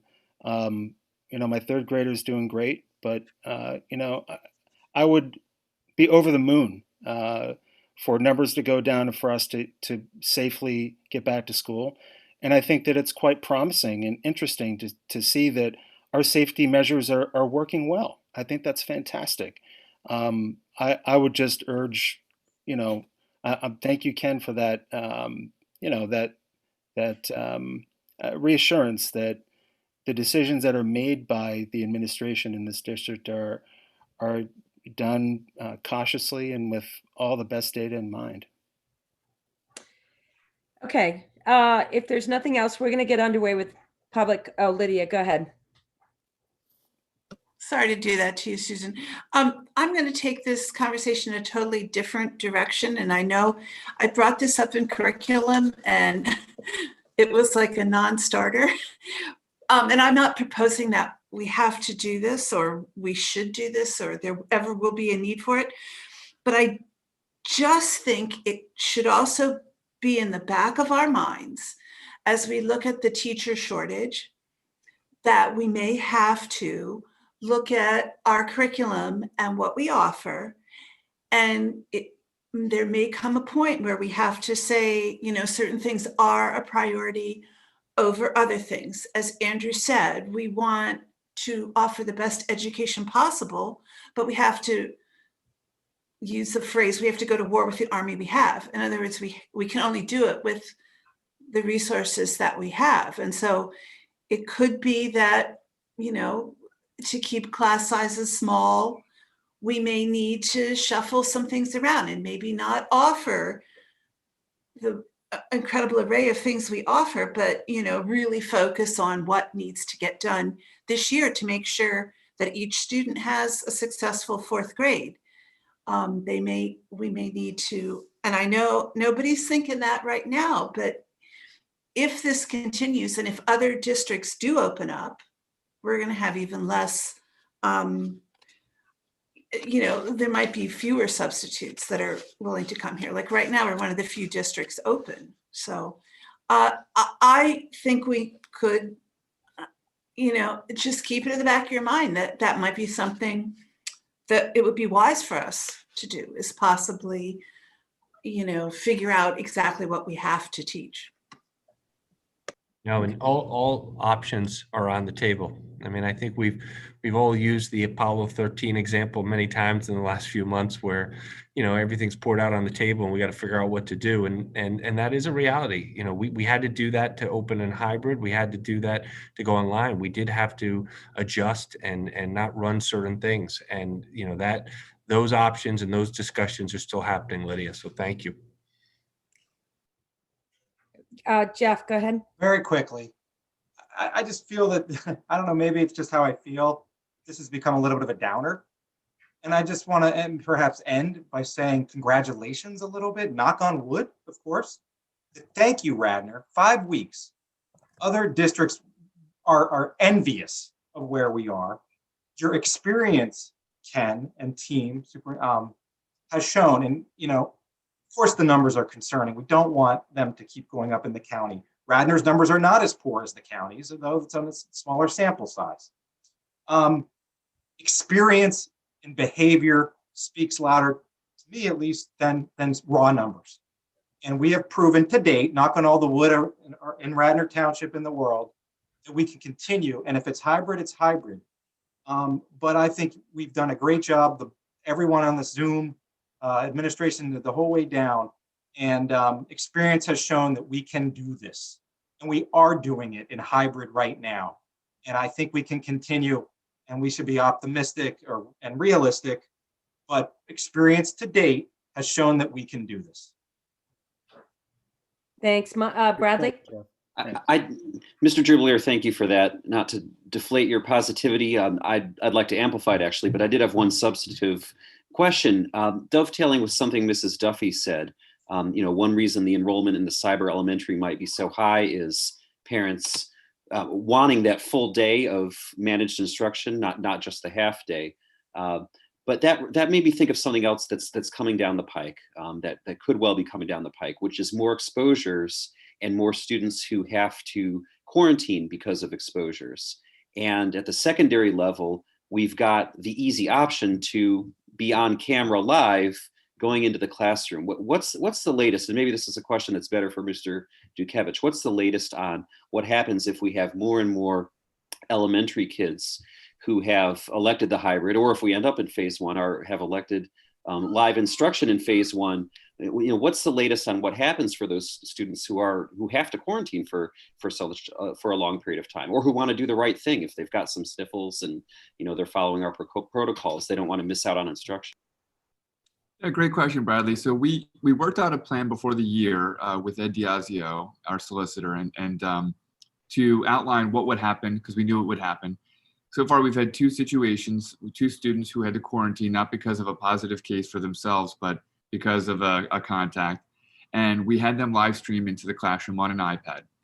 So each elementary building has 15 tripods with an iPad, and they just zoom in with their school device into the iPad, and that we position the tripod and iPad similar to what the middle school and high school do, so that they are part of the class remotely. So even though their classmates are there in person and they may be the only remote person, it has served those two situations for us so far so pretty well. If a student is quarantined because they're ill, we have other options for them. They could do asynchronous work. They could participate to some degree. Obviously, if a student is sick on any other year with a virus or some illness, they're not participating in person. So you're making other accommodations for them to suit their needs. So working with Ed and reviewing with our other administrators, we had 3 different options for a student who's quarantining due to a COVID-related illness or a mandated quarantine. We did have some parents who asked, could I just stay home today and Zoom in? And for now, we've held to no. And just because we didn't want that to become a regular routine, the management of that in itself, takes away from that experience for the kids in person. So we wanted to make sure that it was a COVID-related quarantine or illness. That being said, we're just scratching the surface with this, Bradley. I mean, in the future, who knows? This could be a regular thing. Yeah, so that's how right now, it's cyber is one option. And then if they're hybrid and they have to quarantine due to an illness or mandated quarantine, they can Zoom in as one of the options. All right, thank you very much. I appreciate that. And thank you to all. It's so much appreciated. Great job. And thank you in the spirit of what Mr. Drubelier said. Thank you for giving families the knowledge that there is a plan to get to phase one. Let them know that there are steps to take to get to phase one, and to give them the hope, that still is the goal. When we feel we can pull it off, we will. It's appreciated. Okay, so we're going to move into public comment. We do have some of our consultants here. We have members of the Infrastructure Project Committee with us tonight. So what I'd like to do is we're going to listen to public comment for an hour and then see where we are. I do believe we have a lot of public comment. I really want to strike the balance here. We still have business to do tonight, and we have guests at our meeting here tonight for whom I want to be respectful of their time. So Mr. Petiti, let you get underway, and let's see where we are at we'll say 9:30. We'll see where we are at 9:30. And my apologies in advance to our guests tonight. Okay, thank you, Ms. Turner. First is from Lauren Williams, 211 Atlee Road, Wayne. I just wanted to relay that 2 of my children, 6th grade and kindergarten, said the same thing when we arrived at their schools today. Yay, school. I love school. I can't thank the board, administrators, and teachers enough for making hybrid work this fall for our kids. From Mary Kate Wilhelm, 503 Dawn Lane, Bryn Mawr. I'm the parent of a 2nd grader at Eichen Elementary School. While I am thankful for hybrid schooling and the option for our child to be on campus, the half-day schedule has added logistical stress to an already stressful situation. Interrupting the workday twice in the afternoon or morning for drop-off and pickup leads to loss of productivity for parents. Additionally, I have heard from many parents that it has been difficult for the students to return home from the AM on-site session and focus on the asynchronous lessons for the next few hours. Initially, the push for the half day was to allow 6 feet distance between desks and to avoid students eating lunch on site. Students are currently eating snack while 6 feet apart on site, so lunchtime should no longer be a barrier to return on site for a full day. I recognize that our case numbers may not allow us to return to phase one, But at a minimum, changing to an A-B hybrid model for elementary school would allow for improved student and parent productivity, less time spent shuttling children back and forth, and less transitions for students. Students would spend more uninterrupted time in front of a teacher. Students can eat lunch at their desks or outside while 6 feet apart. This would also cut down on environmental services that are currently required twice daily. Thank you for your time and consideration. I appreciate all you have done to get our children back in school. Michael Richardson, 209 Woodland Avenue. The 4 questions for RTSD. Are we focused on risk reduction or risk elimination? A focus on risk elimination will prevent us from ever getting the children back in school full time. Why are we locked into the metrics provided by the Chester County Board of Health? These metrics will never be attained, and we will never be back to school full time. Why are Radnor schools held to the metrics for Delaware County? We are focused on obtaining impossible metrics rather than looking at what can reasonably be done. Why do we ignore the experts in pediatrics that advise going back to school full time and the data that shows that schools are not a primary source of COVID transmission? Getting the children back to school drives the entire community forward. We have 3 children in RTSD, and the current program is not working for the parents or for the teachers. RTSD is driving more and more families to private schools. Currently, the Radnor soccer and Radnor lacrosse programs are not allowed to use the high school fields. As a result of the current policy, we have massive crowding on Radnor Memorial and the other township fields. Mark McKeon, 6 Cornwell Circle. It is vital that we have the option of the Raider as our next name. It is not truly the community's choice if an overwhelming amount of people want it. Make it happen. James Dolan, 657 Brook Road. I write as a proud parent of 3 graduates of Radnor High School to encourage the board to retain the Raiders nickname for RHS's sports teams while jettisoning the Native American iconography that some find offensive. Doing so will appropriately recognize that the use of Native American images is improper while retaining, at least in part, one of the long-standing traditions that makes Radnor special. Thank you for your service to our community. Adam Shaheen, 275 South Bremar Ave.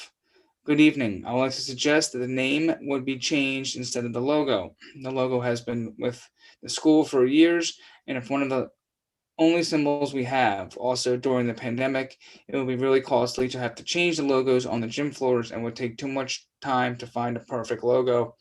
Thanks for reading. Lynn Emilio Hobson, 756 Camp Woods Road. As a lifelong resident of Radnor Township and Radnor Township School District alumni, I'm writing this to request that the long-standing honorable name Raiders continue to be a choice for the current students. This is a more than fair compromise regarding this whole unwarranted mascot issue. Not to mention a huge monetary savings for the district, as no costs will be incurred to change the countless references to Raiders on gear, signs, etc., etc. As a side note, as alumni, there is absolutely no way that anyone who has ever attended Radnor, many of which return with their children and so on and give back to this community, will ever rid the memory of the Raiders. Our children have been told the stories of years back and have seen the old pictures of their parents at LM rallies with the beloved mascot and retro gear with the Raider name, our Radnor jackets, sports awards, and countless other memorabilia. Not just a name, but their parents' story. By removing the Raider name, in addition to our beloved mascot, which has already been canceled out, you are basically erasing every alumni's history. Trevor Antram, 304 Radnor Road. Please let the football team keep the Raider. Chris Whitcomb, an 8th grade student. Keep the Raider, change the mascot, let the students decide. Lexi McClatchy, 177 Brookleah Road. Please consider allowing the students to vote on the mascot and please include a Raider as a choice. There are many students, alumni, and residents who are afraid to speak up on this matter for one reason or another, and the only fair way to assess public opinion is through a vote. Raider deserves to be considered as an option. We can absolutely associate it with a new mascot not related to Native American culture. I respectfully ask that you let students be heard on this matter through a vote. Thank you for your time and consideration. Matthew Cahill, 221 Midland Avenue. I think the Raider name is history and we should keep it. Jack Condren, a junior at Radnor High School. I'm emailing you to encourage the school board to allow the student body to vote for the Raider name as our team name mascot. I believe that if we keep the Raider but refrain from associating it with Native American culture, we will be able to keep the name we all love. Both my older brother and sister graduated as a Raider, and I would love to join them and graduate as a Raider too. Marissa Demitis, 206 Poplar Ave. Keep the Raider. Let the students have a choice to vote on our future at RHS. Let's proceed to keep our traditions as being proud Radnor Raiders to the current and future generations. Sarah Chow, sophomore at Radnor High School. As the decision to choose a new mascot awaits, I ask you to please do what is right and allow the Raider name to be an option. I'm stating this after hearing a group of students who are spreading the word to allow the Raider name to be an option in this upcoming decision. The Radnor community has come too far on the right track to reverse our steps. Keeping the Raider name as an option would only be spreading the message that fighting for what is morally right is useless, that the efforts of many students to make our school a more welcoming, accepting place were put to waste. Though the name itself is not technically offensive, the strong connection Raiders held to the outdated Native American mascot is too evident to risk keeping the name. I hope you will continue to choose what is right for the future of my generation and making our community a better, more respectful place. Athen Tidmarsh, an RHS student. I think that we should bring back the Raiders name, but make changes to the logo and mascot. The name Raiders has so much history, and I don't think it was fair to just take it away without going through other options. Please consider giving us a chance to vote on it. Aiden Roselle, sophomore at the high school. I'm writing to you to ask you to let Radnor students vote on the name and let the name Raider be an option. We as a team want to be Raiders when we take the field, and all we want is a chance to make that happen. Please reconsider. Brian Van Duzen, 800 Maple Glen Lane. I'm sending this asking for the students to have a choice to name the mascot and have Raider be an option. Thank you. Keaton Monahan, grade 10. Dear school board, I think you should keep the Raiders as an option for the name. We have had it for so long. It would be crazy to get rid of it without even giving people the option to vote on it. I really couldn't imagine playing for any other team besides the Raiders. Tucker Graham, a freshman at Radnor. I am currently on the football team and will love an opportunity to vote to keep the Radnor name. It will mean a lot to me, and I can say the same for the rest of the team as well. Allie Engel, a freshman at Radnor High School. When people think Radnor, they think of the Raiders. Yes, the mascot image may be offensive to some people, but then we get rid of that, not the name. When we look up Raider on Google, this is what comes up: a person or group of people who attacks an enemy, either in enemy territory or in its own. This is not offensive. We are the Raider because we like to win. We will attack the other team in any sport, and we will win even if we lose. We win because of our Raider community. Radnor is a school like no other. Our community is truly amazing. Please keep the Raider name and change the logo. We are Raider Nation. Thank you, and please consider this. Mason Brown, 407 St. David's Road. Please let the students vote on the new name and let the Raider be a choice. Chris Bolden, 120 Browning Lane. Please let the students vote on the new name and have Raiders as a choice. Will Gallagher, 341 Yorkshire Road. Please let the students of RHS vote on the mascot and allow Raider to be an option for the mascot. Bridget Walsh, a freshman at Radnor High School. Although I've only been a part of the school district since middle school, I've been surrounded by the Radnor community my entire life. The Raider name is iconic, and it would be a shame if we got rid of it. Said in a previous meeting, the name Raider was a thing before it was associated with the Native Americans. I agree that the logo should be changed, but please let the Raider name be an option for our school. Please let the students continue the Radnor legacy. Lainey Walsh, junior at Radnor High School. I am also a proud member of the Radnor cheerleading team and a huge supporter of the Raider name. I definitely agree the mascot is racist, and I completely support the removal of it. The Raider, on the other hand, is not racist. The name itself holds a special place in so many of the Radnor students' hearts, and I can speak from experience that not being able to cheer Go Raiders makes me feel like I'm not fully supporting the team. Please let us keep the Raider and keep our school spirit as high as possible. during this challenging and uncertain time. Zach Barbarsi, 760 Woodlea Road. Please let the students vote on a new name and let the Raiders be an option. Gary Cohen, 780 Fawn Hill Road. My comment is about the timing of any changes related to the use of the Raiders nickname at Radnor High School. First, I wanted to thank the school board, Superintendent Batchelor, the Radnor School District administrators, teachers, and staff for their continued effort and focus on providing the students in Radnor with the best possible educational experience possible in these challenging times. It is a Herculean effort in a very stressful situation where sometimes there aren't even good options, but only less bad ones. So thank you on behalf of the Township residents for your dedication.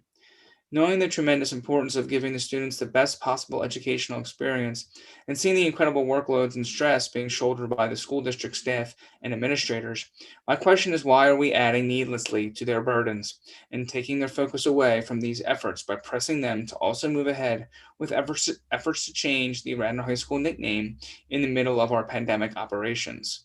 I think I speak for the vast majority of Radnor residents when I say that I'd want all of our wonderful staff to be able to focus exclusively on educating our children within all the constraints we are facing, and not have to spend time or money on changing signs, ordering new equipment, or even worrying about a nickname selection process until all of our students are fully back in the school in classroom instruction every day. I realize it may be a while before that is achievable, but until that time, addressing the nickname issue should not be a priority and should in fact be put aside.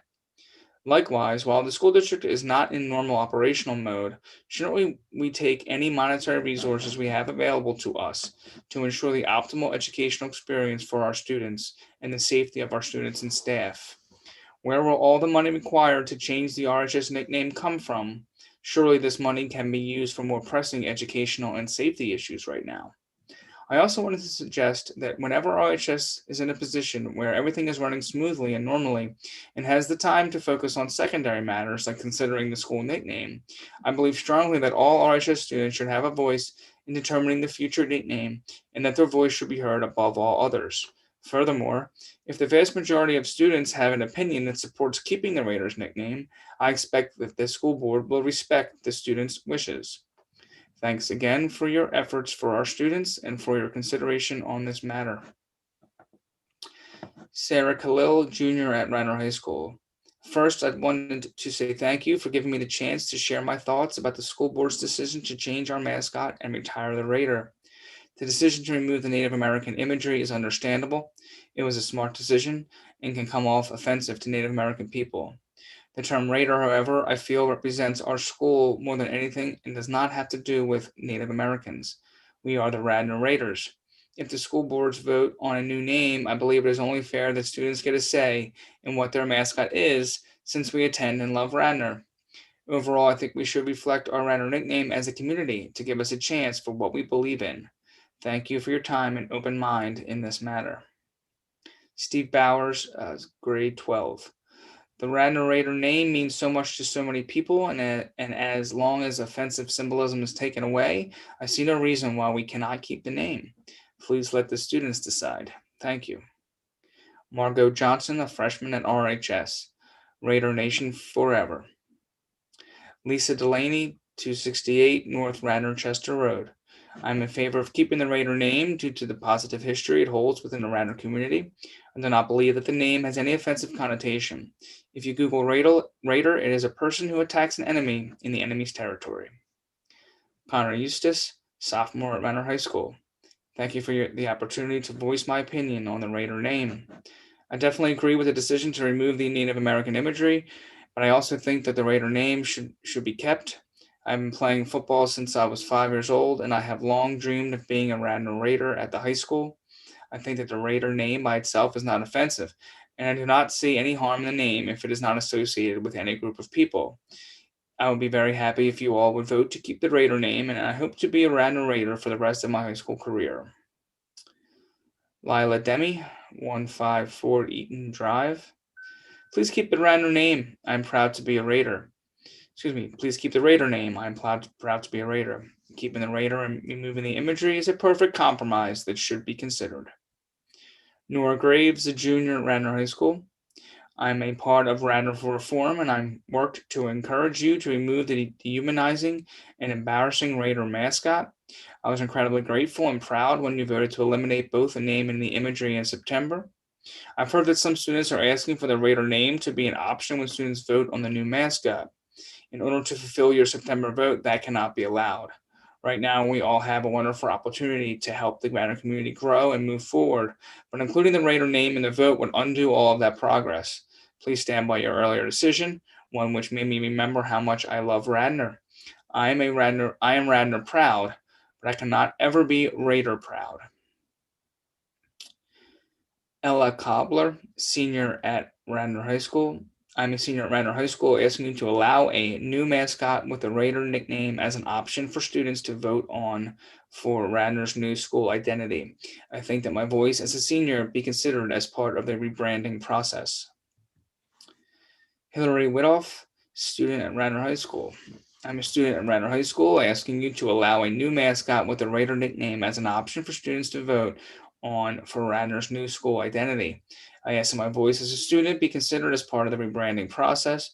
Keeping the Raider name but not associating it with a new mascot is a reasonable solution that the students care about. Please consider our willingness to make appropriate changes to the meaning of the Raider name. Kate Hart, 520 Meadowbrook Circle. I'm writing to implore you to put the process to rebrand the Raider on hold. All of our energy should be focused on getting back to full-time in-person instruction. Rebranding the Raider should not be a priority or even a consideration during this global pandemic. Our teachers, staff, and administration have worked tirelessly to find ways for our children to return to the classroom, sports, and extracurricular activities safely. I think it is inconsiderate to add to the duties of the administration right now by asking them to focus on rebranding the Raider while they are working tirelessly to find ways to allow our children to return to full in-person instruction. Do you really believe they have the capacity to tackle a project of this scope right now? The funds to rebrand the Raider are not part of the current budget and should not be taken out of any contingency funds, as rebranding the school name is not considered an emergency like PPE. Any extra funds should be used to get students back in the classroom and not be used to remove the Raider name.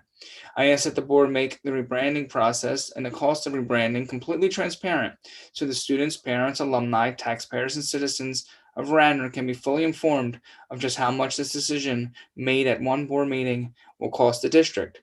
I ask that nothing is done to remove the Raider name until the students are allowed to vote on this matter and have a voice in this decision. All of our energy and efforts need to be focused on students and teachers returning to school, not on removing a tradition that has been part of Radnor community for over 90 years. Please get your priorities straight. We are literally the laughingstock of other districts in how the board handled the Raider vote. People cannot believe we are using funds in this way when there are so many students in need in our community. Can you honestly look the taxpayers in the eyes and say that this is the most responsible use of our time, capital, and resources during the current environment? Cameron Williams, freshman. I'm a freshman playing football for the school this year, and I think that the students should be able to vote for the school name. I also think that the original school Raider name should be an option. Thank you. Lisa Donagian, 500 East Lancaster Ave. Please keep the name Raider for our schools. There has been enough change this year for our kids. Thank you. Olivia Donagian, 500 East Lancaster Avenue. Please keep the Raider name. There has been enough change this year. Shane Rebane, student at Radnor High School. I'm a student at Radnor High School, asking you to allow a new mascot with the Raider name as an option for students to vote on for Radnor's new school identity. I ask my voice as a student be considered as part of the rebranding process. I think it will be a great representation of the student body if the students vote on the name and let the Raider be one of the choices. A vote is definitely reasonable, seeing our rights as citizens allow that. Linda Darrick, 804 Lawrence Lane. I'm Radnor, class of 1984, played for many Radnor Raider teams, and believe the tradition should be kept alive. I have total respect for removing the mascot imagery, but I'm confounded as to why anyone finds controversy with the word Raider. Please reference a dictionary and keep the Raider name. Tori DiCarlo, a student at Radnor High School. I'm a student at Radnor High School, asking you to allow a new mascot with the Raider nickname as an option for students to vote on for Radnor school identity. I ask that my voice as a student be considered as part of the rebranding process. I believe this is a learning experience, and through this process, we can disassociate Native Americans with violence and disgrace. These are trying times. I think it will be wisest to try and do our part to obtain a fighting spirit through a new mascot and to keep our perpetual Raider spirit with the same name. Through all the merchandise and Raider presence in the community, I promote keeping our Raider name from an economic and time-effective lens. Our traditions will stand firm with the name no matter how we represent it. I urge you to listen to us students. If you want to teach us how to be proactive in social issues, show us successful outcomes exist in compromise and stem from fortitude. Ben Hart, junior at Radnor High School. Hello, board. I am a member of the football team in the junior class. I'm writing to ask you to consider adding the name Raiders as an option to vote on for the new name. Thank you to the administration for all the work you have done to get us back to school and back to sports. Megan and Ben Johnson, 209 Pembroke Avenue. As a parent of 2 high school students, athletes, and a proud Radnor alum, we're asking you to please keep the Raider name as an option for students to vote on. The choice of the name and mascot should be student-driven, chosen by all of the students, and should reflect what all of the students want to represent them. Your decision to eliminate both the Raider and the Raider name was unfortunate and incredibly untimely.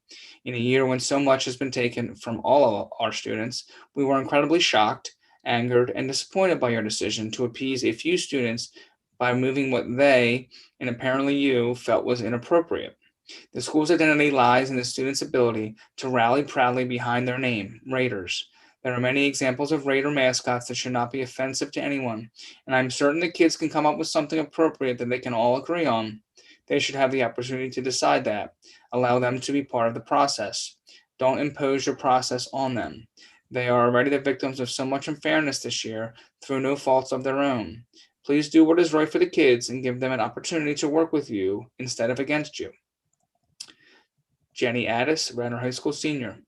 I have been following the story about the Raider nickname, and I'm asking you to allow students to be part of the process of rebranding Radnor.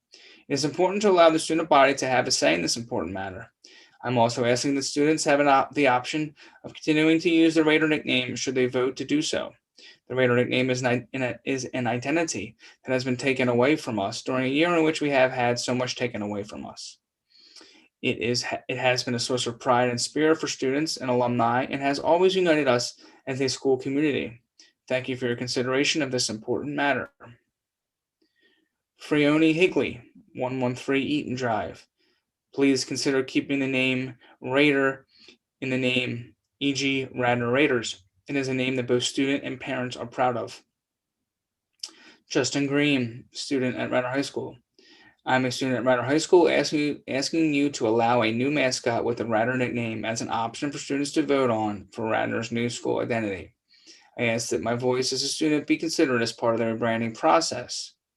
Ever since getting my 6th grade ice hockey jersey, I have represented the Raider name and identity. It was the first time I got to represent my own community rather than playing just for my club team, the Haverford Hawks. As much as I like my teammates and the team, I played for a different community in a different place. Playing for my school gave me a different feeling. I finally felt part of my community. I began to embrace the Raider identity, and to this day I still support that identity. In my opinion, at this point, if fall sports are already playing with the Raider name, it is not fair to the other sports to be stripped of that identity. At the bare minimum, I do not think a change should be made until after the year, but I really urge you guys to keep the name. I appreciate the intentions of this situation, but at the end of the day, I'm a believer in keeping the Raider name. I'm proud to be a Raider, and unless I find some information that identifies the Raider identity to truly be supporting any form of hatred, I will be comfortable supporting that identity. Justin Henry, 307 Overhill Road, class of 98. School board members, the Radnor alumni are part of a rich history and tradition, a community, a fabric that binds all of us together, one that is difficult to explain or describe in words to those who have not attended Radnor schools. For those who have just graduated, to those who graduated decades and centuries ago, this is a tie that binds us alumni together for the rest of our lives. As such, I fully believe that the student body and our alumni should decide the future of the nickname. To those past and present students, we lived it, we breathed it, we earned the pride of being a Radnor Raider. The prefix red has already been dropped from the name, although it had no reference to any one group of peoples, rather a reference to designated school colors, designated red and white in 1897. Without a reference to a color or specific mascot referencing a group of people, there appears no reason that the name Raider has to be eliminated as well. I urge the entire school board to please allow the Raider name to be considered as a choice by the students. Thank you for your consideration. Jennifer Carter, 205 St. David's Court. Thanks to all of you for the time you have dedicated to reopening our RTSD schools during this crazy time. As a proud parent of 3 Radnor students, I am writing to show you my support for keeping the Raider name for our Radnor community. I've not spoken to any individuals in our community that are not on board with the imagery change. The RTSD board could have brought the community together by keeping the Raider name. Instead, they chose cause divide. Keeping the Raider name was a common sense approach, which unfortunately seems to be lacking in today's political climate. I watched the entire RTSD board meeting and listened to Chief Metoxen's family. They enlightened me and changed my mind on the Native American imagery. Removing the imagery and keeping the name would have been a win-win. Instead, you created controversy for our kids. If positivity is the Radnor theme for the year, this decision would have been a great place for RTSD to start. In addition, I am extremely concerned about the financial implications of this decision. Where will the funds come from to support this change? Increase taxes? Defund existing programs? I would love to understand the RTSD board's position and plan on funding this change. Please consider reopening the discussion and vote on removing the Raider name. This decision needs more time. Walk, not run. Our community and kids needs unity. Allowing the student body to include the Raider as a choice when voting on new name and imagery would be a great compromise. Now beginning on, this is comment number 60. We have about 25 left. Lindsay Carter, 205 St. David's Court. As a father of 3 boys that wore the Raider name with pride, I am requesting that you reconsider your vote to remove the name Raider. I agree that the Native American imagery should be removed. The name Raider has no connection to any ethnic group and should remain our logo with an appropriate modification, similar to the Oakland/Las Vegas Raiders. I believe that this vote was executed prematurely. Did the school board perform any due diligence into the cost and financial impact on our community? Will these funds come from the existing school budget? Will other programs be defunded? If so, which programs will be impacted? Will rebranding require a tax increase? My belief is that the board acted prematurely and should rescind its vote immediately, which will allow the necessary time to arrive at well thought out decision that represents the entire Radnor community properly and not just a small minority. We all need to do the right thing for our kids and community. Please allow the students to include a Raider name as an option when they vote on rebranding. Heather Gill, 431 Ivan Avenue. I'm asking the board to include Raider as one of the optional names for the new mascot for students in the community to vote on. I watched previous school board meetings and not one of the previous spoken or submitted comments provided examples of why the name Raider is offensive, just that it is offensive. Stating that something is offensive does not provide evidence as to why the word Raider is offensive. The board missed an opportunity to work together with community members on either side of this issue by removing the imagery but keeping the Raider name. Changing the mascot name will have a ripple effect on the cost of rebranding the mascot, the effect on alumni loyalty, and possible loss of donation and sponsorship. I kindly ask that the board include the name Raider among the options for the new mascot. Juan Pablo Moreland, a student at Radnor High School. I'm a student at Radnor High School asking you to allow a new mascot with the Raider nickname as an option for students to vote on for Radnor's new school identity. I ask that my voice as a student be considered as part of the rebranding process. I believe it is rather important that the student body have a say in this decision. I will always be a Raider with pride. Thank you for your consideration. Sean Condren, 14 Highview Drive. I have been a resident of Radnor Township for 56 years. I am a graduate of Radnor High School, as are 2 of my children and 1 on the way. One of the reasons my husband and I settled in Radnor was not only for the wonderful education system, but for the school spirit and deeply rooted traditions we also covet dearly. This recent decision by the school board is sadly dividing our community and absolutely needs to be revisited. Please don't be the board that divides our community. Give our students something positive to focus on during these unprecedented trying times for all of us. A decision of this magnitude should not be made by the board, but by the student body. Please do the right thing and let our students decide. Keep the Raider in Radnor. Steve Delaney, 268 North Radnor, Chester Road. I'm in favor of keeping the Raider name due to the positive history it holds within the Radnor community. I do not believe that the name has any offensive connotation. Mary Gallagher, 602 Creek Drive. She's actually not she's not a resident or an alumni. Charlie Bernicker, grade 12. For Radnor, the Raider is a symbol of strength and unity that links all the generations of Radnor students to create the network that makes Radnor as unique of an opportunity as it is. Without that network and school spirit, Radnor is any other school. We have one of the best and accepting cultures in the country, so why change it? At least let us vote and make it an option. Let the students pick what we identify and fight as. I'm a two-sport athlete at Radnor, and I take pride in being a Raider. Donald DiCarlo, class of 1986, 365 Yorkshire Road. I'm writing to encourage you to allow consideration of the name Raider as an option in the mascot rebranding process. My family consists of 3 generations of Radnor graduates on 2 separate family lines. By my best estimate, my family has proudly worn a Raider uniform under a Raider mascot name for over 10 Radnor varsity or club sports teams spanning 7 decades. I myself proudly took the football, baseball, and track fields as a Radnor Raider. If the goal, whether misguided or not, of the board in eliminating the Indian head imagery was to eliminate a perceived offense to Native Americans, that goal can be, and arguably already has been met without elimination of the Raider name. You do not have to be a linguist or an expert in philology or etymology to know that the origin and use of the word Raider has several iterations and has been used in multiple contexts in history. Some contexts extol virtuous action, i.e., Doolittle Tokyo Raiders, who demonstrated extreme courage in defense of our country, while others admittedly reflect negative values, i.e., plundering barbarians. What is most important, however, is not that what the Raider name has meant to various peoples under various and changing contexts, but what the Raider name has meant and continues to mean to the Radnor community who experienced it through the generations. Let us not forget that the purpose of a mascot name is to evoke feelings of camaraderie, to foster a kindred spirit among teammates, and to create a common bond that spans generations. Without question, the Raider name, with or without any associated imagery, has accomplished its mission.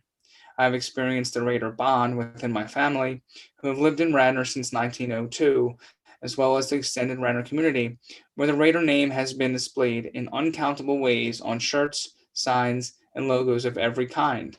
One need only attend a Radnor Gridiron Has-Been dinner at the Italian American Club in Wayne on the night before the Lower Merion football game to see how the Raider bond has connected diverse generations with one another.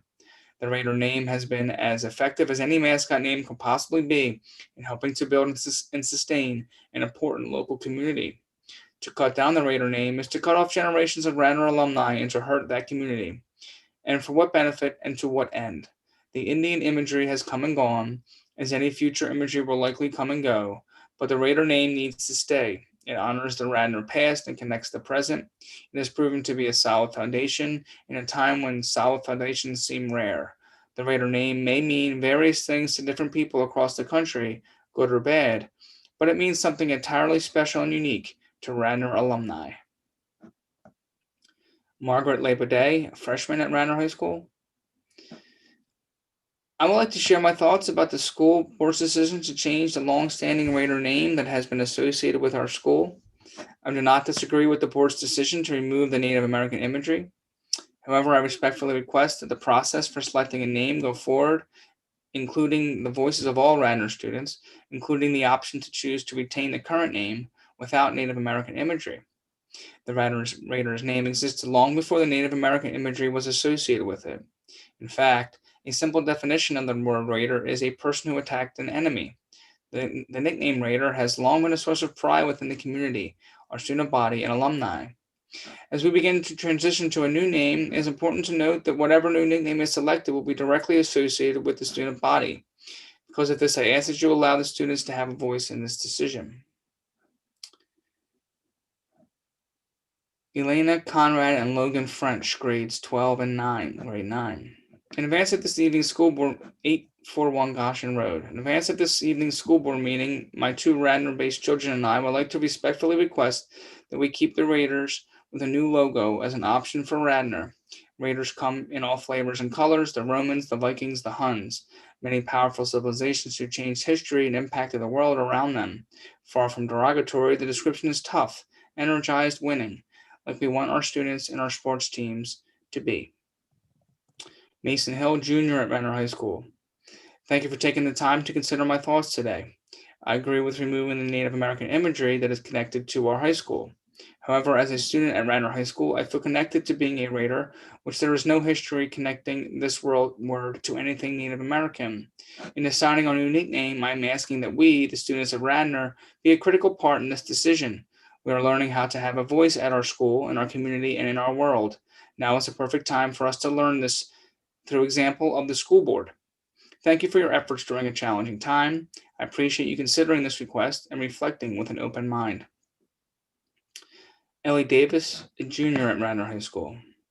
I am proud of the school board's decision on September 2nd to retire the Radnor mascot's previous name and logo, and I look forward to choosing a new mascot with my peers. It's time to look forward with a positive attitude, but I have one clarifying note.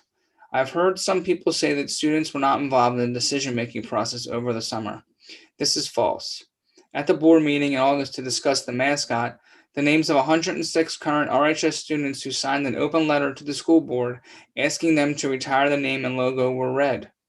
130 people gave public comments at the same meeting, and more than half of these people were students, both for and against changing the mascot.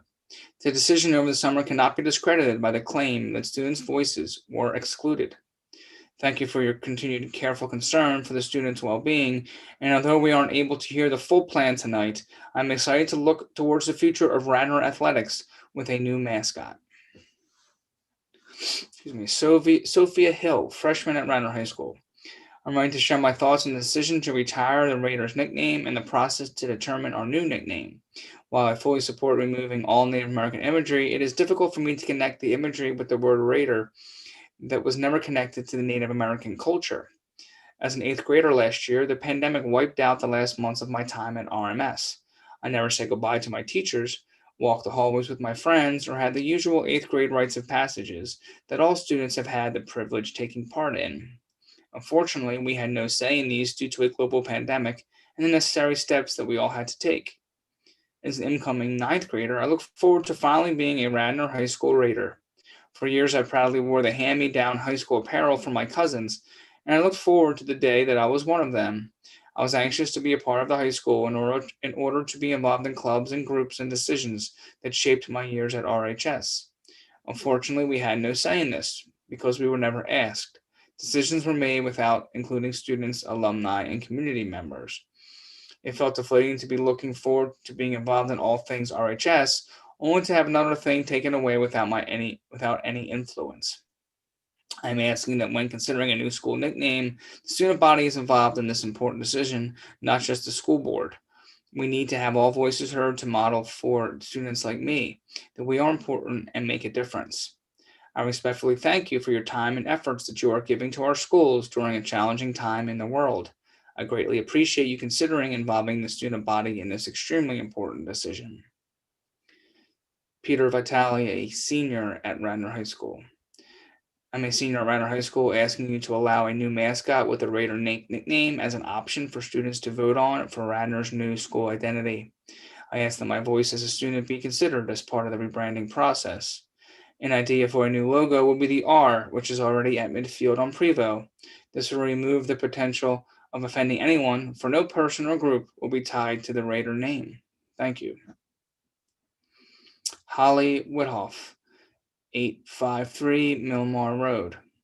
I've been a Radnor Township resident for 52 years, RHS class of 86. I'm ready to ask that the Raider name be considered as an option during the RTSD rebranding process. A brand is not just an image and a name, it is a perception, a promise, and a story. It's the perceptions of the people, the students, administration, alumni, and Radnor community as a whole that define the Radnor brand. These perceptions are influenced by our experiences. We have a new story at Radnor, one that has disappointed most of the Radnor community. Our perceptions have changed, and we have lost trust in the RTSB decision-making processes. I ask you to embrace the opportunity to rewrite this story. One of RTSD's most valuable brand assets is its emotional connection to the community. This Radnor brand connection is built in the same way that we build emotional connections with friends. I have heard board members say that we should not perceive removing the Raider name as a loss. Would you say that about the loss of a treasured relationship with a friend? The term Raider has always been a part of the Radnor's brand experiences. The community has developed a strong relationship with Radnor. We have always been proud to be associated with it, and we identify as Raiders. Every day I work with the top brands in the world, spanning all industries. I've yet to see a brand obliterate the beneficial elements of their heritage. Whatever strategy they execute, the rebranding process retains the most valuable assets of their brand DNA. The Raider name is an indisposable Radnor asset. It has meaning and value.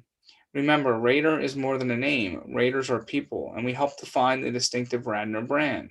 Let the rebranded Radnor story communicate the true vision, values, culture, and personality that your greatest brand ambassadors, the Radnor Raiders, have a treasured connection to. Chelsea Anderson, 418 St. David's Road. I write to implore that you return the Raider name without Native American associations to Radnor schools. My husband and I graduated from Radnor High School in 1987, and two of our sons are recent RHS graduates. Our third son plans to graduate this coming spring. We are Raiders raising Raiders, so to speak. We think of our own days as Radnor Raiders so fondly. Our hard work in the classroom and on the playing field was enriched by the lifelong friendships we made with classmates. These experiences forged strong bonds and a commitment to a tradition of both excellence and community service among all of us. As we came to understand what it meant to be a Radnor Raiders, we have proudly passed this on to subsequent generations of Radnor Raiders. Furthermore, as a graduate of the College of William and Mary, I know firsthand that it is possible for a school to preserve the tradition of its name, yet dispense with Native American symbols and imagery. William and Mary is still the tribe, yet a mythical griffin graces its football sidelines and appears on various gear and memorabilia. I believe that the Radnor Raider name should live on. It is important not to tear down things that unite us. Kyle Addis, 511 Askin Road. Between the thousands of signatures, emails, and posts in support of the Raider name by alumni, faculty, and an increasing number of students, I urge you all to recognize these efforts and reconvene on this topic. At the very least, please recognize the voices of the current Radnor students in support of the Raiders name. Honey Whithoft has led a very respectful, inclusive, and positive campaign on behalf of the Radnor student body, yet has received no recognition from the board on her advocacy of the Raiders name. This past summer, the Radnor for Reform campaign received a lot of recognition from the school board and school district social media. Their efforts to create a more inclusive community at Radnor were acknowledged. As Honey has recognized, those in favor of the Raiders name are on the same side as those who call for the removal of Native American imagery. We respect their work and see a compromise that would solve the problems at hand. We have all learned from this situation and see a beautiful teaching opportunity that is possible given the circumstances. The school board has given the name Raiders a negative connotation, which is the exact opposite of what the name has identified our community as for nearly 90 years. Please reconvene on this topic, or at least recognize the hours and hours of effort that have gone into saving the nickname that defines our community so well. Although a polling of the student population was never considered, I, as well as the school board, know the overwhelming support the Raiders name would receive. Please do not defend your decision by claiming not enough current students have spoken up. That is a weak reason for change and disregards the voices of so many. Thank you. I hope our community can get this right. Number 79, Kristen Kearns, 221 Walnut Avenue. We have two graduates and two kids currently in Radnor HS. Being a Radnor Raider has been a big part of our family, part of the school, teams, even community. This is an opportunity to include the students of Radnor SD, to educate them, keep the name, lose the logo, include the students on what they want to see as the new logo of that Radnor Raiders. Jill Demi, 124 Eaton Drive, Wayne. I'm running in support of allowing Radnor High School to keep the Raider name as part of the rebranding process and urge you to allow our football team to adopt Raiders as their nickname immediately. I watched the meeting on September 2nd, 2020, because I wanted to hear the promised discussion around this matter. However, that did not last very long, nor did it show any respect to either side of this issue, especially given the lengthy amount of public comment, the history of this issue, the enormous financial repercussions, the effects on the current students and athletes, our already overworked administrators and athletic department, and the feelings of the alumni. Almost none of that was covered, and there was zero discussion on the cost of your unexpected vote removing the Raider name with the Native American imagery. I am fearful of the financial burden this will place on the district, our school, and our community. I've heard the estimates for rebranding carries at least $1 million price tag. I've also been disheartened by the divide this decision has caused in our community at a time when we need to band together the most. If you're not able to keep the Raider name in the narrative, then the school board needs to take on the costs and the tasks of removing the name immediately and replacing everything so our students and athletes do not have to stand in the loss you have decided for them. They should not have to look up at every single school board and see the name Raiders, wear a uniform that no longer represents our school, or turn onto Raider Road. I would prefer for all of this to stay, but if your vote against the Raider stands, then please follow through and do not leave these students with more limbo and loss. It took way too many years for the Indian head to finally be removed from the side of the building. It is a shame that there were not more proactive measures taken after the 2013 decision to make sure that the Native American imagery was completely removed and we could simply be the Raiders, which I believe was the intent of that vote. In any event, the rebranding plan and efforts need to be more transparent and carried out swiftly. I stand behind the words and efforts of Honey Whithoft in her petition, plea, and plan of compromise to allow the student body to be heard and decide if they want to keep the Raider name with a new mascot. I do not think anyone has been a Radnor Raider out of anything but pride for our school and community, which is exactly what a mascot is supposed to do. A Radnor Raider is a fierce, loyal, proud, and steadfast competitor in all that they do. My children have been proud to be Raiders on and off the field. It breaks my heart that my children and many others have been called racist for wearing their uniforms or displaying the awards that they have been given to them as Radnor Raiders. Your vote was cast without considering the positive association and representation that the Raider name has accomplished through the years for our school and the community. Please know that I appreciate and respect how none of you could have ever expected that your role in the school board would have involved guiding us through a global pandemic. I've watched every single meeting, and while I may not agree with some of the decisions, it was clear to me that they were made after thoughtful and thorough discussions until this hasty vote. It simply did not follow the same level of consideration and deliberation that you have given to other decisions before you. I'm asking that you reconsider your vote and let us keep the Raider name without the Native American imagery, effective immediately, and then let the additional rebranding process begin. This is an opportunity to heal the two sides and allow the Radnor community to compromise and rebrand in a way that respects the intent of this movement, as well as preserve the history and heart of our current students and alumni. Honey Whithoft, student at Radnor High School. Mr. Patiti, I believe she already made comment. Oh, thank you. Can I just ask, we do have people waiting to speak or to present this evening. It's 9:30. Do we have a lot more comments left? I have 1, 2, 3, 4, 7 or 8. Some of them are kind of long. Well, we're keeping an eye on the time. If you could continue for a few more minutes. It hasn't been quite an hour. I said we would touch base at 9:30. So let's get a couple more done and see if we can just, finish this up now. Okay. And I appreciate everyone's patience who's with us tonight. Okay. Henry Faragalli, student at Radnor High School. Hi, my name is Henry, and I just want to say, please don't remove the Raider name. It means a lot to me and all the other players to wear the jersey of last legends. It's amazing, and we want to continue this legacy. So please don't remove the Raider name and let it stay. Hannah Volpart Esmond, a 2007 graduate. My name is Dr. Hannah Volpart Esmond, and I attended Radnor schools for my entire K-12 education, graduating from Radnor High in 2007. Although I have moved out of Pennsylvania, my parents continue to be a part of the Radnor community. I thought then, and continue to think now, that the use of Native imagery as a mascot and name is inappropriate and harmful, and I support the school board's recent decision to remove both the Raider name and related imagery. Since the board's decision to remove the Raider name and imagery, I've become aware of a movement to push back against this decision, calling primarily to remove the Native-related imagery but retain the Raider name. I address these concerns both as an alum who is invested in this community and as a professor of social psychology, currently at University of Texas El Paso, and received my PhD from the University of Missouri, with expertise in the harm that such Native-themed mascots and imageries can have.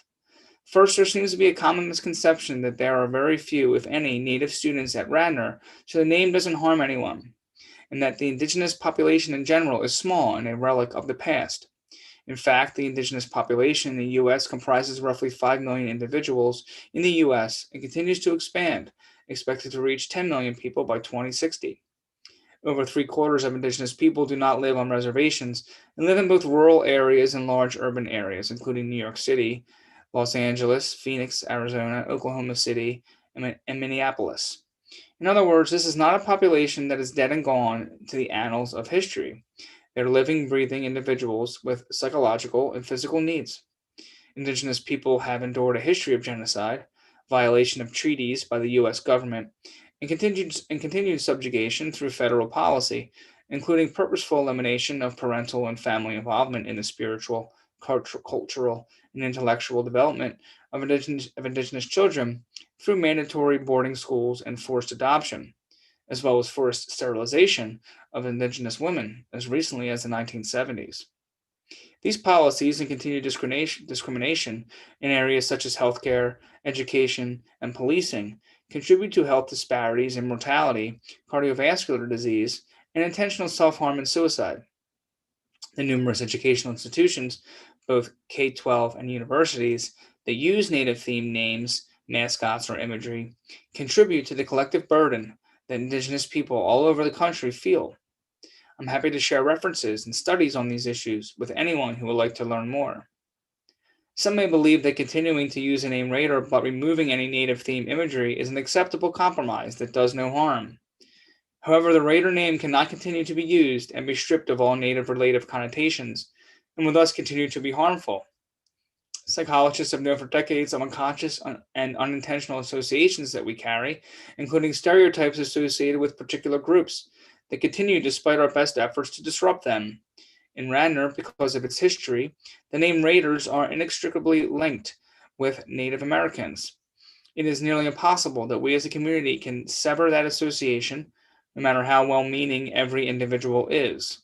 Because of the history of the Radnor and the use of Native imagery, any continued use of the name Raider, even absent any intentional imagery, will continue to be harmful. A second argument against the removal of a name is that it creates division and tears a link of common identity by not honoring the past. What folks who proudly wear the Radnor Raider identity don't see is that there are many of us who do not feel included in the community because of the connotations of the name. The community has long been divided, but those who aren't proud of the Raider name and thus remove themselves from the community aren't seen. I played sports all 4 years at Radnor, participated in extracurriculars, and was an exceptional student. Mr. Bakiti, if you could finish up the paragraph, Mr. Christofko said it was the time limit. The paragraph? Okay. The It's a longer paragraph, just the sentence? Yes. Okay. And yet, once I graduated, I didn't feel connected to the community because I was ashamed of our mascot and name and what that said about our community. Anton Skvorskov, a sophomore, Radnor High School. I play on the football team, so our mascot is very important to me. I believe that keeping the Raider is the right call, both socially and economically, due to the high cost of changing the mascot.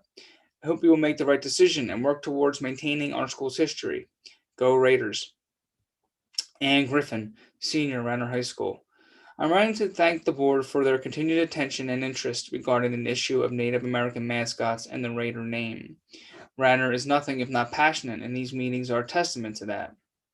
When Radnor for Reform was created, its purpose was educating the school community on the damaging effects that Native American mascots and Native associated team names, such as the Raider, have on all students.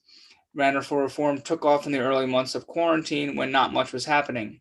Perhaps Radnor for Reform amassed such a large following because of this newfound free time, but regardless, Radnor for Reform quickly became well known in our community, with hundreds of followers on Instagram and Facebook.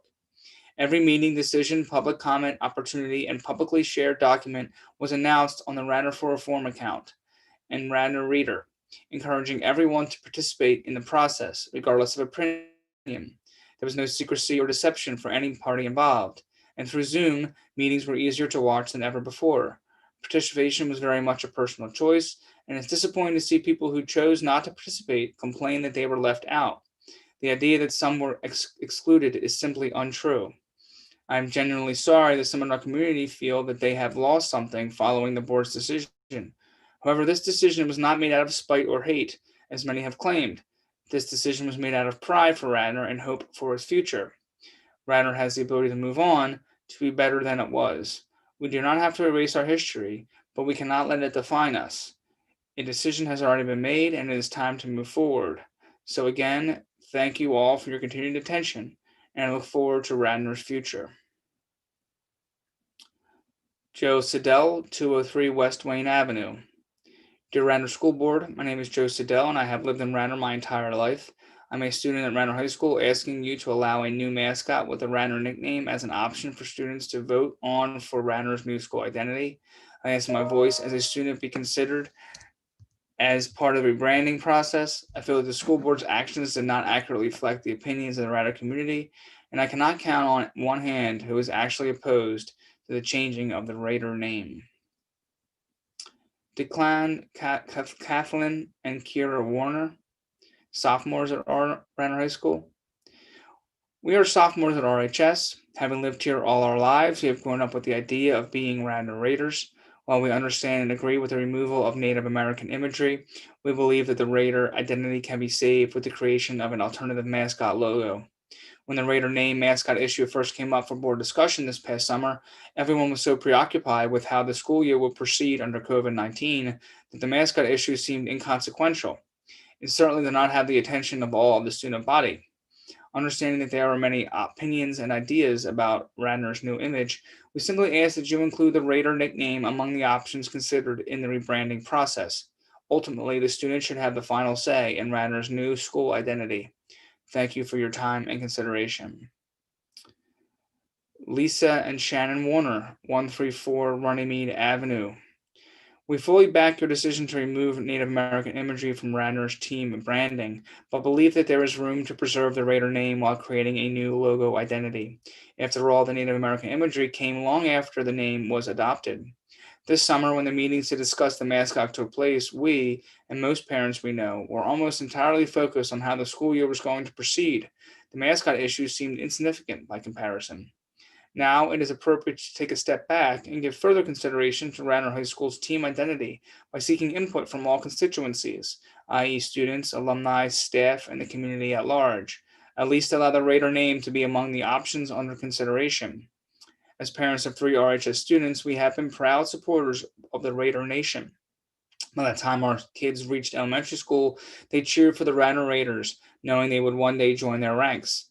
The Radnor Raider name is part of their identities, as well as those of generations of Radnor students, alumni, and faculty.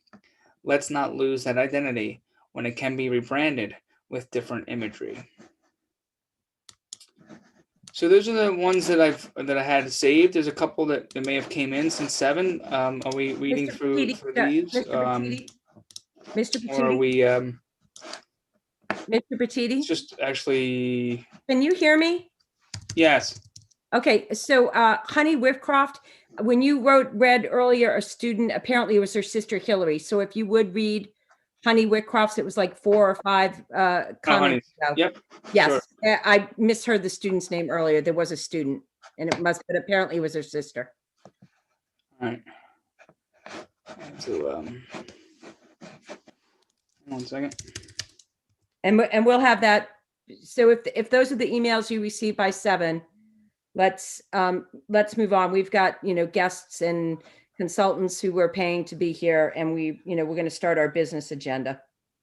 So just read Honey's, you're saying? Because there's Honey's and there's one other one that came in. Well, There's only 2? Then go ahead. Yeah. That's fine. That's fine. Okay. Honey Whithoff, 853 Milmar Road.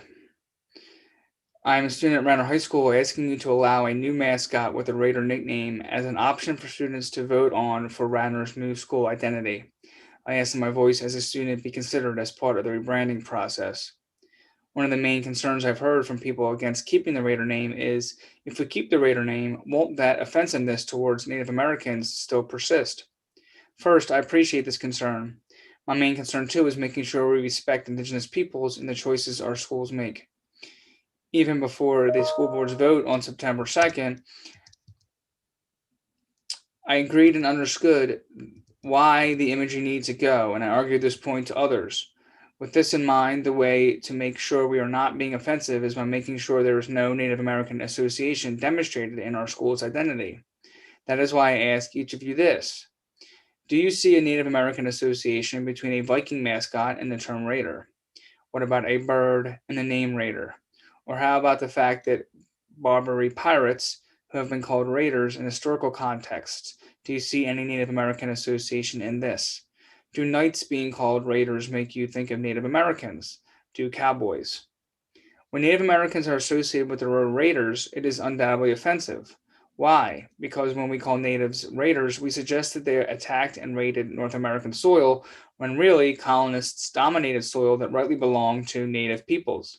But pirates, Vikings, knights, birds, and fierce animals of all kinds, these entities have all raided territories in a way that is accurate and consistent with the word Raiders definition. We cannot argue that an association between Native Americans and the term Raiders will exist with a new mascot if we were never using the term Raiders correctly with the old one. And Radnor recognized that from the start, looking back at the history of our school, we were initially called the Raiders with no American mascot or association. The Native American mascot was not added until years later. Therefore, to keep the Raider name and associate it with a new mascot would be to return to Radnor's intention from the beginning. It would mean we've finally come full circle. It would mean that Radnor has decided to educate its community, and most importantly, educate students like myself, that we can admit to our mistakes, grow from them, and watch our name and identity evolve in a way that is progressive, fitting, and respectful. To all those responsible for making decisions for Radnor schools, we, Radnor students, are counting on you to teach us that we can learn from our history without erasing it. We are counting on you to not get rid of our identity, but rather to grow from it, to assert that we as a community are not capable of reassociating the Raider name greatly undermines the overwhelming willingness to do so that I have seen in this community. We care so much that we at least deserve a chance. This is an opportunity to educate our community and students. Please take advantage of it. And from Gail Morrison, 111 Poplar Avenue. I want to state plainly that the district is doing a phenomenal job and we are the luckiest families in the world. However, we must work towards phase 1. We must remove the obstacles. We can do this. Our students are losing out on hours every day of instruction and learning. That adds up to months lost. Hybrid with the over-reliance on screens and technology of varying quality is a degraded, subpar educational experience. That means less knowledge acquired, less literate students, students less capable in math, less collaboration, less experimentation and debate, less exercise and fresh air, less access to student supports. The isolation is harmful to education and without a doubt to mental health. This is a fact, and there is not a public health benefit to this sacrifice. I again appreciate the hard work and how lucky we are versus millions of families who have no in-person school at all. I just want to be sure our staff and our board hear the scientific consensus on the harms done without full-time school. The evidence is piling up that hybrid does not provide any disease mitigation benefit. Families may still elect cyber if they choose, but the rest of the students and families will benefit from a return to 5-day. That is all. Okay, thank you. So everyone, I'm going to defer our board committee reports to the end of the meeting, and we're going to get right underway with our priority action discussion item. And with that, let's see, this is our item 9.1 is approval of design modification for RHS Accessibility and Wellness Infrastructure Project. And Ms. Dunn, do you want to read the recommended action and give us a motion, and then we'll get underway? Yes, the recommended action is that the board approves a design modification for the RHS Accessibility and Wellness Infrastructure Project to include a Radnor History and Spirit Gallery at an estimated cost of $390,000. And that's your motion? And my motion is, yes, is that the board approve that action. Great. And do I have a second? So I have a second from Ms. Monahan. So a motion from Ms. Dunn and a second from Ms. Monahan. Was there something you wanted to say? Yeah, this was actually half of my committee report. So I just wanted to say that this is something that the steering committee had been thinking about and had looked at various opportunities to do this within the existing structures and on existing walls. But one of our steering committee members really pushed us, Mr. Bajukas, to think outside the box, within the box, and to consider removing some walls to really create a space that embraces Radnor's history and allows us on a changing basis to celebrate various parts of Radnor's history, while at the same time giving the students a space to gather where they will be amidst that history. And I look forward to hearing your responses to the presentation provided by our architects this evening. And I hope we'll make some time for our alum, Katie Sampson, to speak. She's also on the steering committee, and I know she joined us this evening. There's some really special aspects to what we've put together here, and I really appreciate the input of the steering committee and our architects in getting to this point. Yes, thank you. And again, thank you for those of you who are here, Steve, James, and Katie. I appreciate and Mike Friel, welcome. And again, I apologize for the late hour, but let's get underway. Okay, I'm going to share the screen, and then Steve, myself, Principal Kevgis, and Katie will kind of walk us through a quick PowerPoint. It's a little bit of a repeat of what we saw on last Tuesday night.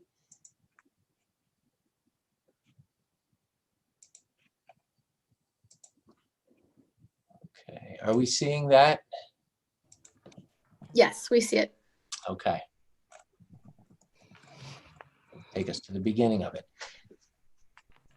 So in the design documents that were approved at the end of the summer, we moved on to meeting at the school with a lot of, well, with Principal Kevgis, with our athletic director, with coaches, facility members, staff, to drill down on the fine details as we went into construction documents for the plans for the Accessibility and Wellness Project.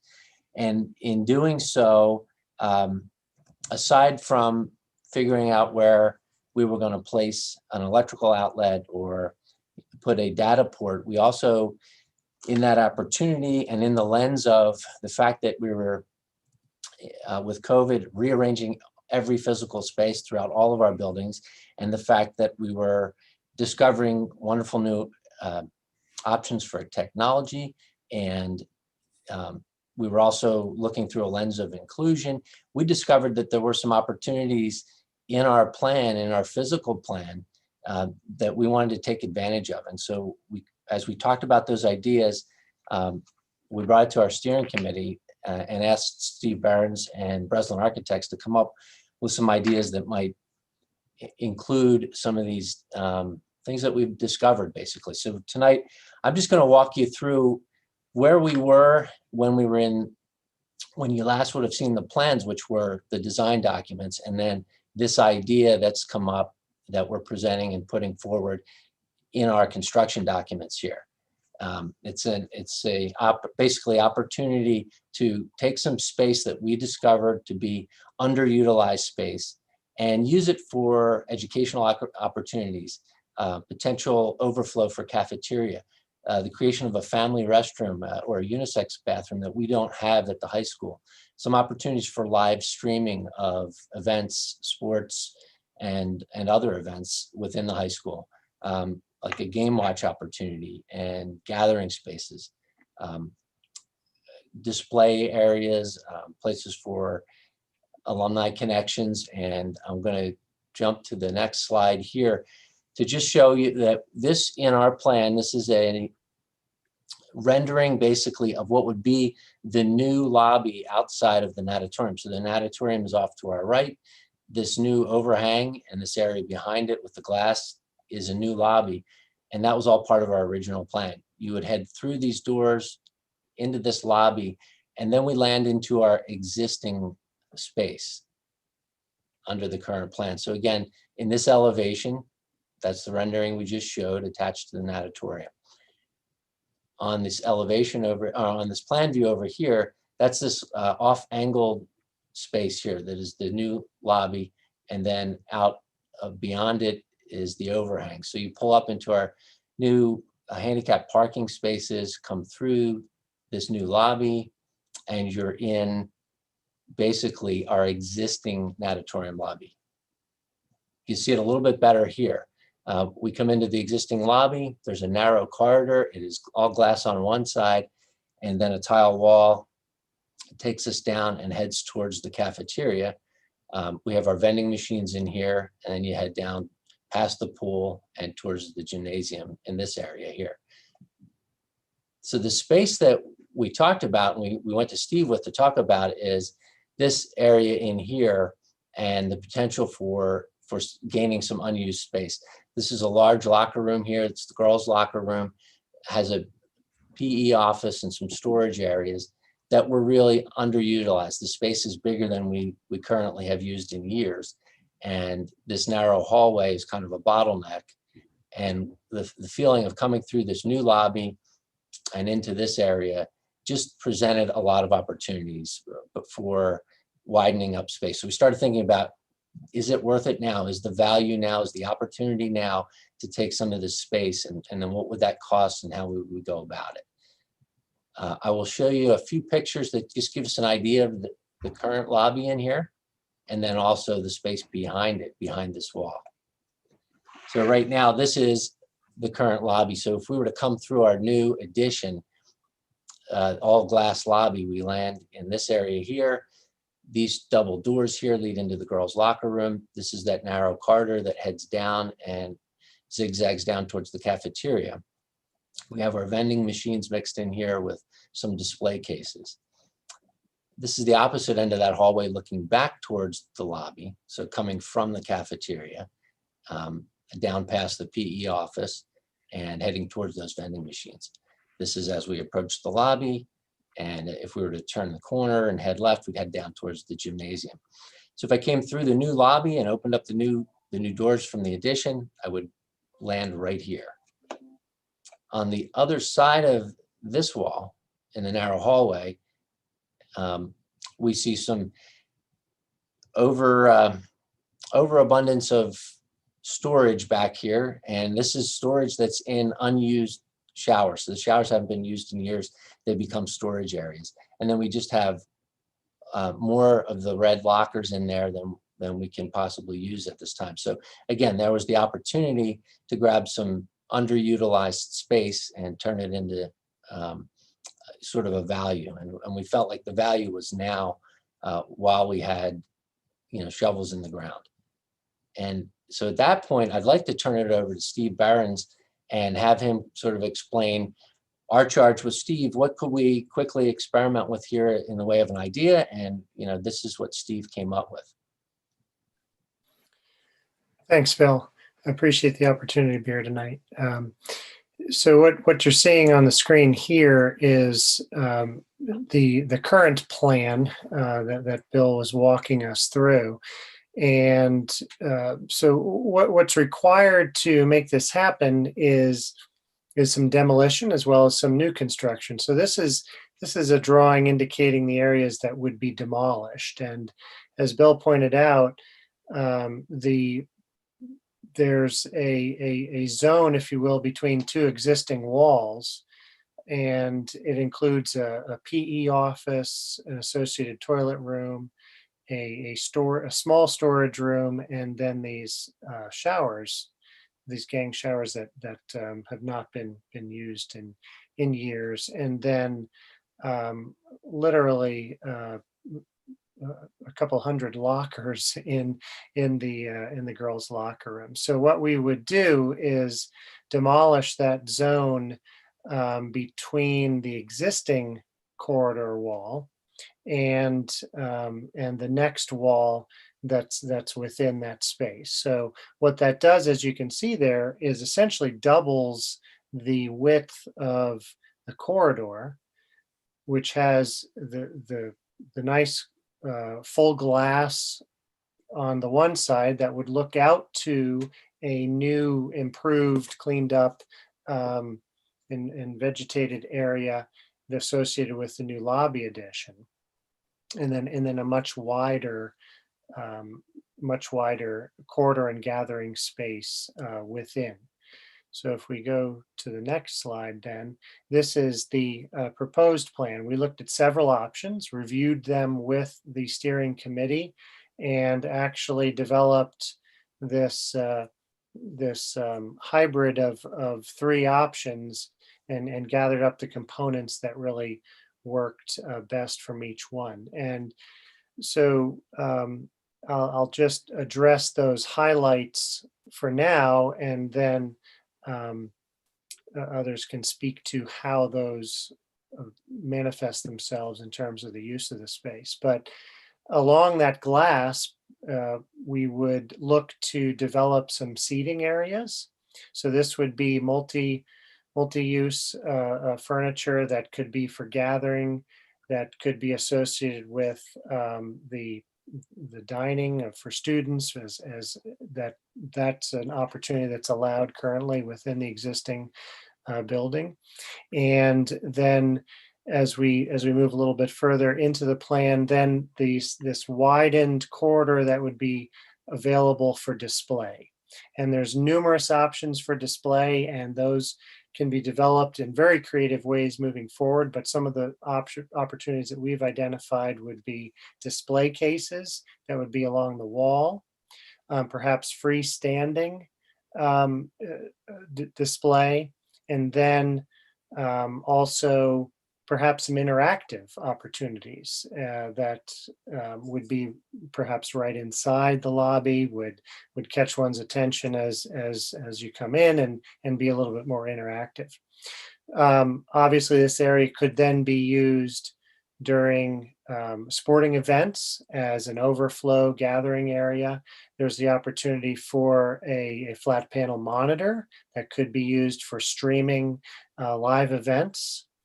And so contributing to the accessibility of the project, providing space very close to the parking as well as to the entrance, and sort of limiting those barriers, and limiting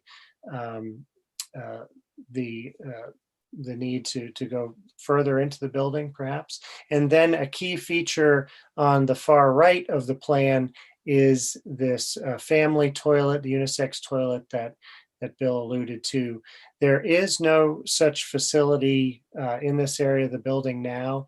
And so again, right adjacent to this gathering area, to have that opportunity during off hours for public use, perhaps during the day for other use, but creating that space right there. And then of course we would carve out a little niche for the vending machines to get them away from being that focal point as you walk into the building where they are presently, associating them with the seating, but a little bit further out of the main path of travel.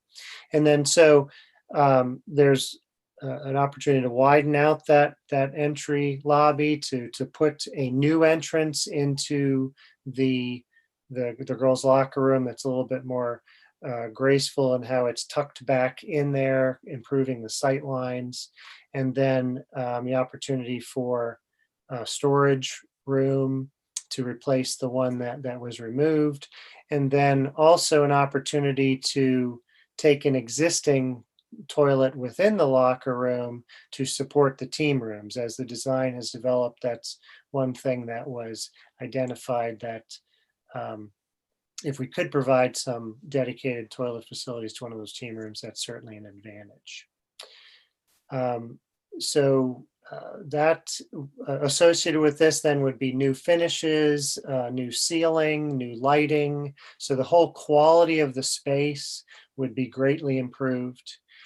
And these renderings here give an idea of what these new spaces could be in a preliminary sense. So the rendering on the far left indicates standing within that new lobby, looking into the building proper. And again, now you're seeing an opportunity for some branding, for some display. You're not looking at the vending machines. Coming in, view A there at the top right is looking at that inner area where there's an opportunity for an interactive display. As you look down the corridor, there's display cases and seating, and then new lighting above, new ceilings. And that's looking down into this area. And then view C is the reverse angle looking back. And again, you see the upgrade of the finishes and furniture and display, and then even an opportunity for a flat panel display there in the center. So some initial ideas that we can develop further as we move forward, but hopefully giving you a sense of that. Steve, thank you very much. And also wanted to see if Principal Kevix could just kind of weigh in a little bit on some of the opportunities for use of the space within the academics and the programmatical, components of your school day for the building. Thank you, Mr. Dolan. Thank you, Mr. Behrens. Thanks everyone for having me this evening. I will, certainly shoot out a couple short ideas, and then I know that Katie wants to talk a little bit about accessibility and, our alumni. I think, Mr. Dolan really captured the idea of space. We are very tight on space at the high school, and this presents another area in which we could have, students eating, but also students working together, looking at the design development, and that bottom right picture with perspective view gives us a lot of opportunity in terms of, what we could do with seating and, kind of presenting more space for the students to work, and again, an overflow area for the cafeteria. So I think that's a great opportunity that we have. The space itself is not utilized at all right now. That hallway is really just a throughway to one of two places, either the main gym or the pool. I think that we could make it into a wonderful showcase of Radnor's rich history with our alumni, and that I'm always about finding the educational opportunity and things. And I think this presents us with a wonderful opportunity for our students. There are different ways that we can look at this through classes, and giving them the opportunity to really research Radnor's rich history and be a part of this project, very much so like we did with the Wall of Honor, something that, we're all so proud of. And, we could look to model it after a similar situation like that, and really get the students involved in designing this and, researching and making this a part of their history while they're at Radnor High School. So thank you. Thank you. Katie, if you're prepared to say a few words, and I can jump to any slide that you like. Yeah, thank you. And thank you all for having me as a part of tonight's meeting. I think what I really like about this last piece of the puzzle is it's a real compendium of a lot of the work that has been done on the Accessibility and Wellness Project overall, both by the way that Mr. Behrens has kind of prepared sort of the summary of what you're seeing tonight.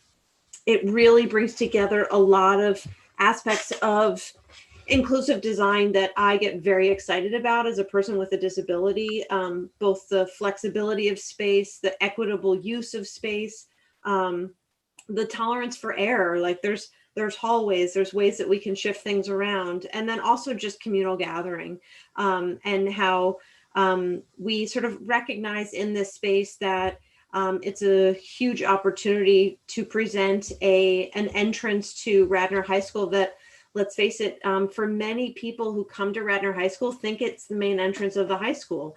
And at the moment where it sits right now, it doesn't really feel like the main entrance of the high school.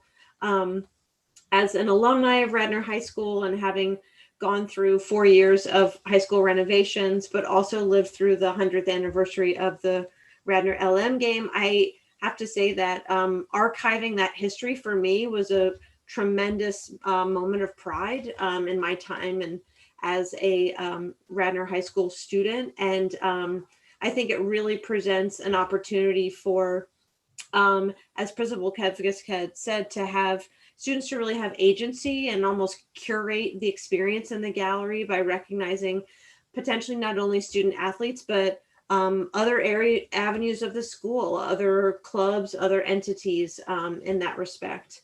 I think Jeff Bajukas on our steering committee has done a really good job in presenting this to us and giving us the opportunity to really look at the ways in which we can really bring that history and sort of that pride into this area of the high school.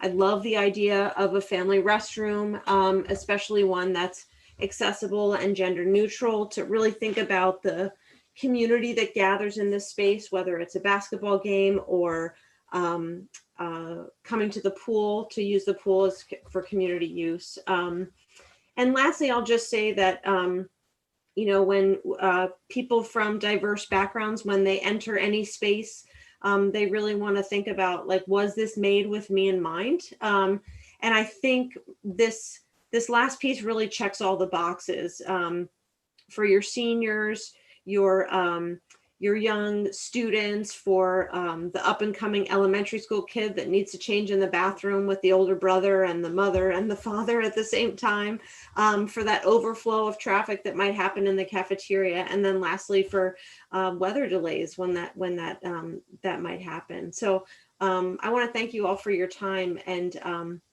I think at this point we'll open it up for questions from the board and comment, unless Mr. Dolan, there isn't anything else.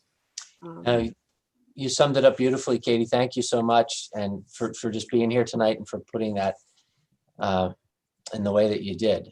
I can leave this up if it helps for discussion and questions, or I can stop sharing, whatever the board would prefer. So let's take it off of screen sharing, just because if the board is going to discuss, it's only one person at a time. I'm just mindful of the YouTube, how the video, how the screen works for YouTube. You know, I know that this came through facilities, Sarah, and had the support of the facilities committee.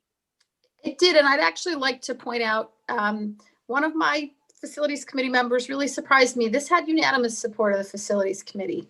I think Ms. Solomon has really pushed back on a lot of what we're doing, rightfully so. I know she's taken some flack for that, but I think she asks good and very serious questions about what we're doing and how we're spending taxpayers' money.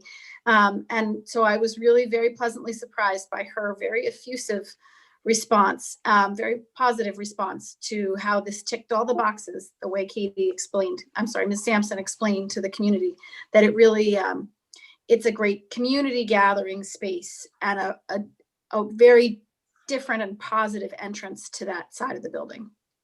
Great. It also had, just wanted to also echo, it had the full support of the steering committee. And the steering committee isn't always in agreement with items. And that's why this steering committee has, and we're all chuckling because it's been such a great group to work with, but we don't always all agree on directions and different aspects. But this is something that had full support of the steering committee as well. And that's why we moved it forward to facilities. That's great. So do we have questions from perhaps other members of the board or about this project, you know, before we entertain a motion? I mean, move forward on a motion. Yes, Amy. First of all, thank you for your creativity. I think it's a really exciting addition to the project. In fact, when you're talking about how to occupy the space, my head goes back to having visited the University of Michigan. And I don't know if you've been there and seen the Towsley Museum, but you know, the University of Michigan has an amazing footprint and is a fun place to visit. but what stands out in my mind is their museum. And so obviously we can't do what University of Michigan can do. There's quite a disparity in the funding there, but if it's any source of inspiration on any, even a small scale, that was such a powerful experience to go into that university and be able to capture by walking through that museum and an aspect of what makes University of Michigan.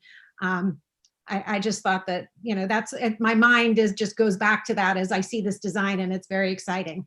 In fact, to follow through on that, I was wondering if you've given thought to how to increase foot traffic to that space, because I'm concerned that there might be people who come to outdoor events of any nature, sporting or otherwise, who might not realize that display is inside the building. So I was wondering if you'd given thought to that. And in terms of cross promotion, because the Wall of Honor is so fabulous, is there a way that perhaps that can be tied in so that we increase foot traffic between both sites? That I might be able to answer both of those things. Yeah, go for it, Bill, because I know Mr. Behrens has talked about this a little bit too. Go ahead. Yeah, well, Steve, and unfortunately, I skipped one slide. It was the next one up where Steve and Julian had put together really a neat sort of, it was just an options board basically that connects us from this new gallery to the existing Hall of Fame and all the opportunities in between where we could display. So it's a great way to connect the dots. And then also, we are just in construction documents, we're at 60% now. So we're in that last 30%, there will be wayfinding opportunities that will be explored and then hammered out. So we're just hitting that now. So it's a great suggestion to increase traffic. It's very timely suggestion.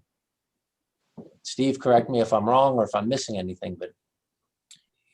No, that's good, Bill. And the only thing I'd add is that obviously there's access and security realities with administering opening of the building when there aren't events occurring. And we are looking at those opportunities too, as part of this design to, if we're inviting people down that corridor, how do we control access from there to the balance of the building? And so that is part of the conversation as well. And as we look at that, we could certainly address Ms. Goldman's thoughts in terms of how do you potentially allow access to some of those things you might want to invite people to. Great. I don't know if there's anybody else. I had a couple of quick questions about the space. Oh, Bradley, go ahead. Thank you. So I really appreciate this idea. From when I was a kid in high school, I think that area was used mostly for loitering and maybe grabbing something from the soda machine. That might be your experience too, Ms. Sampson. It's not a gateway or a welcoming entry to our school building. And the sense I get is it has continued in that sense. So, to the extent that we're creating this new project that is promoting wellness and accessibility for everyone in our community, we can also, show our community how proud we are of our history.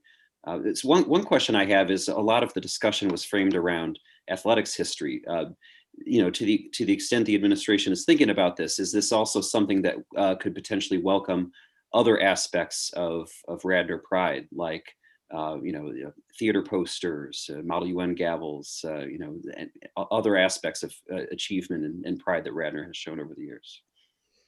I'll jump in there for a second. Mr. Moore, we actually are currently working on an archive room in the library at the high school. So we were actually talking the other day about how can we, kind of bring these two things together and make sure that, we do celebrate all of Radnor's history, whether that's activities, events, just like you were talking about just now, to make sure that, everybody is celebrated. So yes, that is definitely on our radar. And in some sense, I know the answer to this question, but I want to talk a little bit about financing and cost.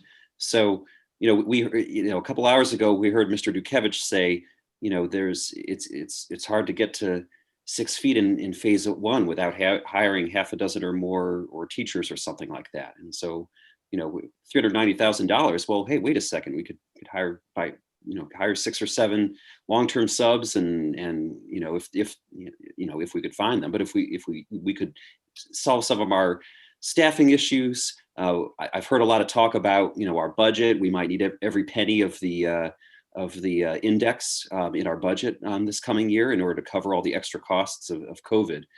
So how does it work that the facilities committee and the administration feel comfortable with how this is financed, given what we're facing in the short term acutely with operational costs this year and in future years, and potentially declining revenues depending on what happens with the economy in our Commonwealth? It's a great question, and I'll let Mrs. Deco jump in as well. But, this is a project we've talked about that we're going to need to float a bond for. So we don't float a bond for staffing. So, to answer your first question, these dollars are not staffing dollars. These are dollars that would be part of the project where we'd be looking to float a bond. We can't, and we don't, float a bond for staffing and for teachers. And also these additional dollars that for the project, because we're looking to float a bond for the project, we're going to be able to take advantage of what we've been discussing in finance of some historically low interest rates right now, and we're hoping that we will be able to take advantage of that as we move through in the next few months. And also, this is something that we would be paying over time as well. So, I like to the board likes to tease me over my buckets, but there's different buckets we use. And, this is a bucket that is not accessible for us for a staffing option. Thank you. That was all I wanted to ask about. Appreciate it. Right. I don't see anybody else jumping in. So a couple of things about it. I love this idea. And, Ms. Sampson, you hit the nail on the head when you started talking about accessibility. One of the things I'm most excited about with this is an opportunity to have a family accessible bathroom. When we started talking about the infrastructure project, one of the things we've talked about is, and we all know this, but we spoke about it more openly, how much our high school is actually a community asset and it's used by the whole community. And how wonderful would it be to have a family bathroom in the building that is probably used more than any other building in our district and by the most number of people and in close proximity to where we frequently have visitors. Now, in my mind, we'd also have a family bathroom over near the theater section, but this is the opportunity we have now. An accessible bathroom. I think that this is a real opportunity that we hadn't even considered. So I'm so thrilled that the idea came through. And then Mrs. Kevgis, in terms of talking about the opportunity to have this be flexible learning space, I think you'll be using every inch of that building. And I love that. It does bring up a kind of a different question that hadn't occurred to me before tonight, which is, since I could envision this part of the building being used by students, just to make sure that part of what's built into the project is, bringing all of our really good Wi-Fi and, our access. That's always, because that's been a challenge in this building. And I'm not sure if this is an area that has been given a lot of attention with regard to our Wi-Fi access, because it's basically not very usable space right now. But obviously I would want to just put my plug in that we make sure that this area is really wired up for that, because I think it will be heavily used by a lot of people. And I will put a plug in, not that I have them right now, but if a family bathroom were to have an actual, like one of those wall changing tables, I think that there's a lot of young families in our community who would probably really appreciate having an appropriate place to change their child should the need arise. So, I'm trying to think, Katie, you mentioned it, from the elderly to the young. And so I went right to the very youngest. Everybody knows why my world thinks about babies these days. So anyway, no, I think it's great. And if there's no further board comment or questions, I'm happy to call the vote on this. All those in favor of item 9.1, say aye. And all those opposed? It appears that the motion passes unanimously. So great. Thank you all so much for being here tonight. And thank you for your patience in waiting until 10 o'clock to get started with the priority discussion item. All righty. So with that, let's take a quick detour back and just let's all challenge ourselves to do quick committee reports, and then we can move into our consent agenda. And we'll start right away with the curriculum committee report. Ms. Solomon? Oh, you're muted still.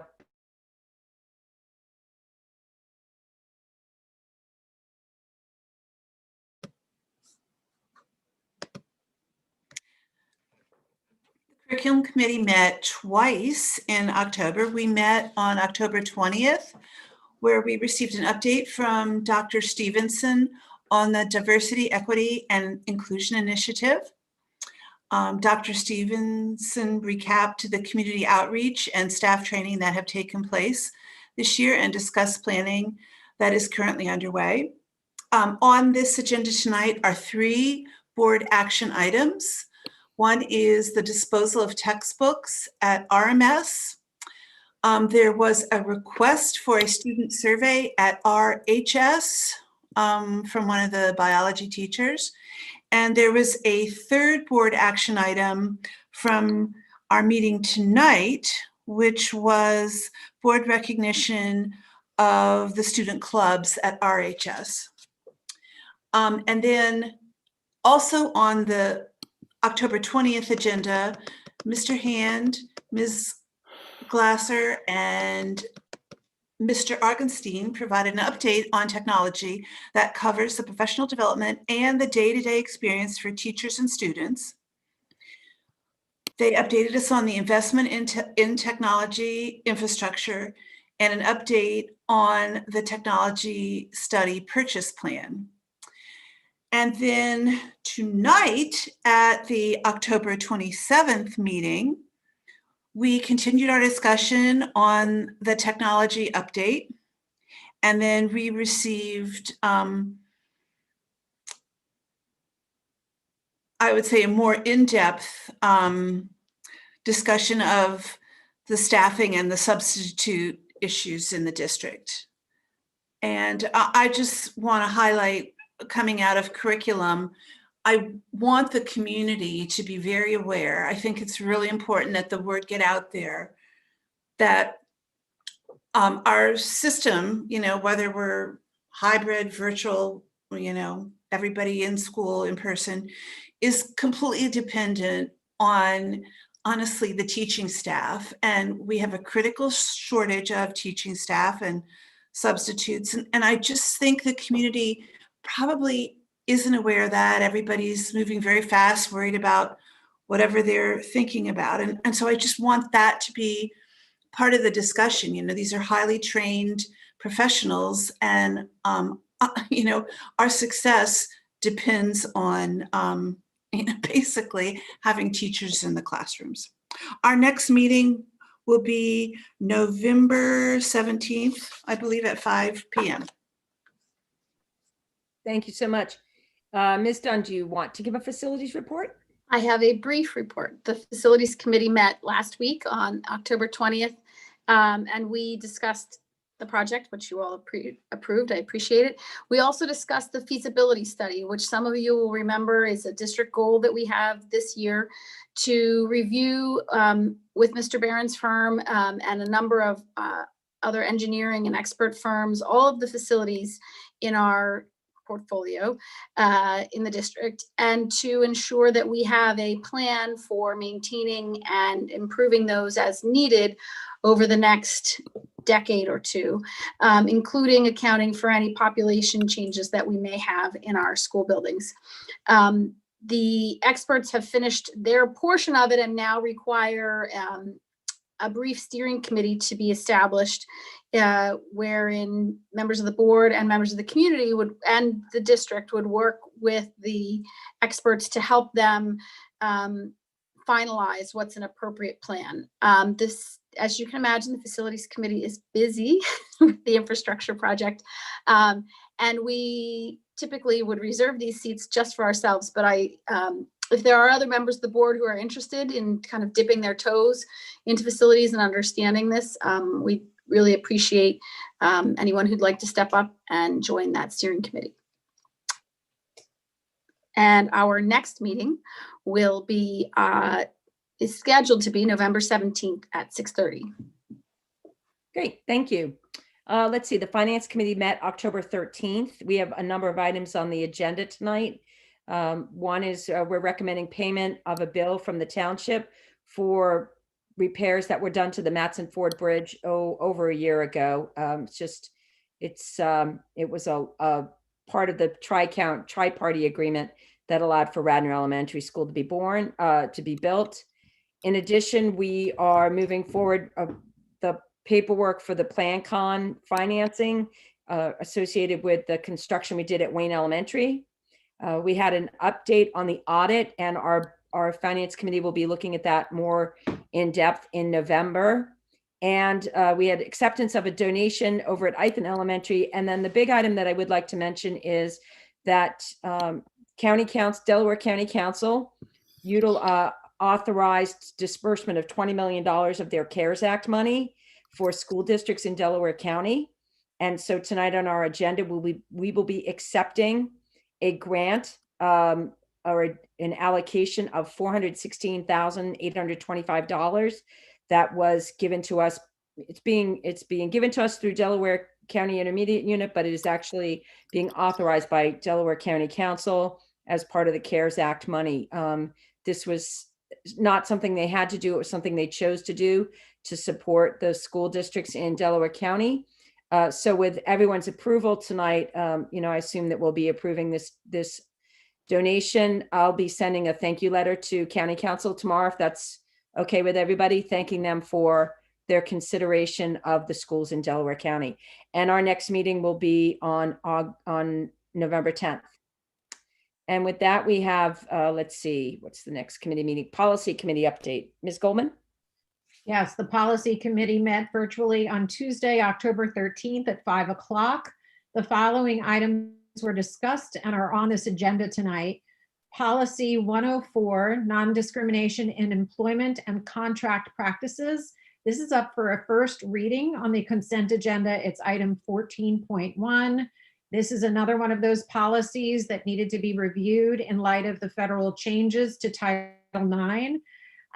Please note that on the agenda, the policy has the one title, but the document has a different title. And that's because part of the changes that are proposed are a change in title to this policy. So in case that caused any confusion, I just wanted to point that out. The new title is proposed to be Equal Opportunity and Non-Discrimination in Employment and Contract Practices. And when this goes for its second reading and is adopted, that title will change. The second item on the agenda tonight that we discussed is Policy 103, a companion policy to 104. This is essentially the same policy as it applies to students. Non-discrimination in school and classroom practices is its current title, and it's up for its second reading tonight. Nothing has changed in it since you saw it last month. And again, there's a proposed new title for this policy called Equal Opportunity and Non-Discrimination Affecting Students. So if that is adopted tonight, it'll be posted to board docs with its accompanying administrative regulation. For anybody who might have watched the policy committee meeting, you saw us move policy 248 to this board for a reading tonight, but actually that's not happening. And the reason why is because in addition to reviewing policy 248 at the policy committee meeting, we also looked at its companion policies in the employee section 348, 448, and 548.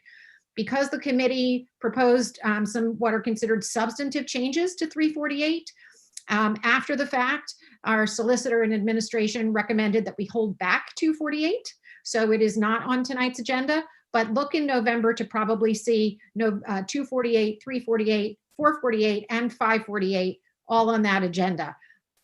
Don't be put off by all the 48s. They will be consolidated into one employee policy, 348. Districts are moving in that direction to have all employee policies fall just into one 300 level. Our next policy committee meeting will be on Tuesday, November 10th at 5 o'clock. Great. Government Relations Communications Committee, Dr. Babson. Okay, we met on Tuesday, October 13th.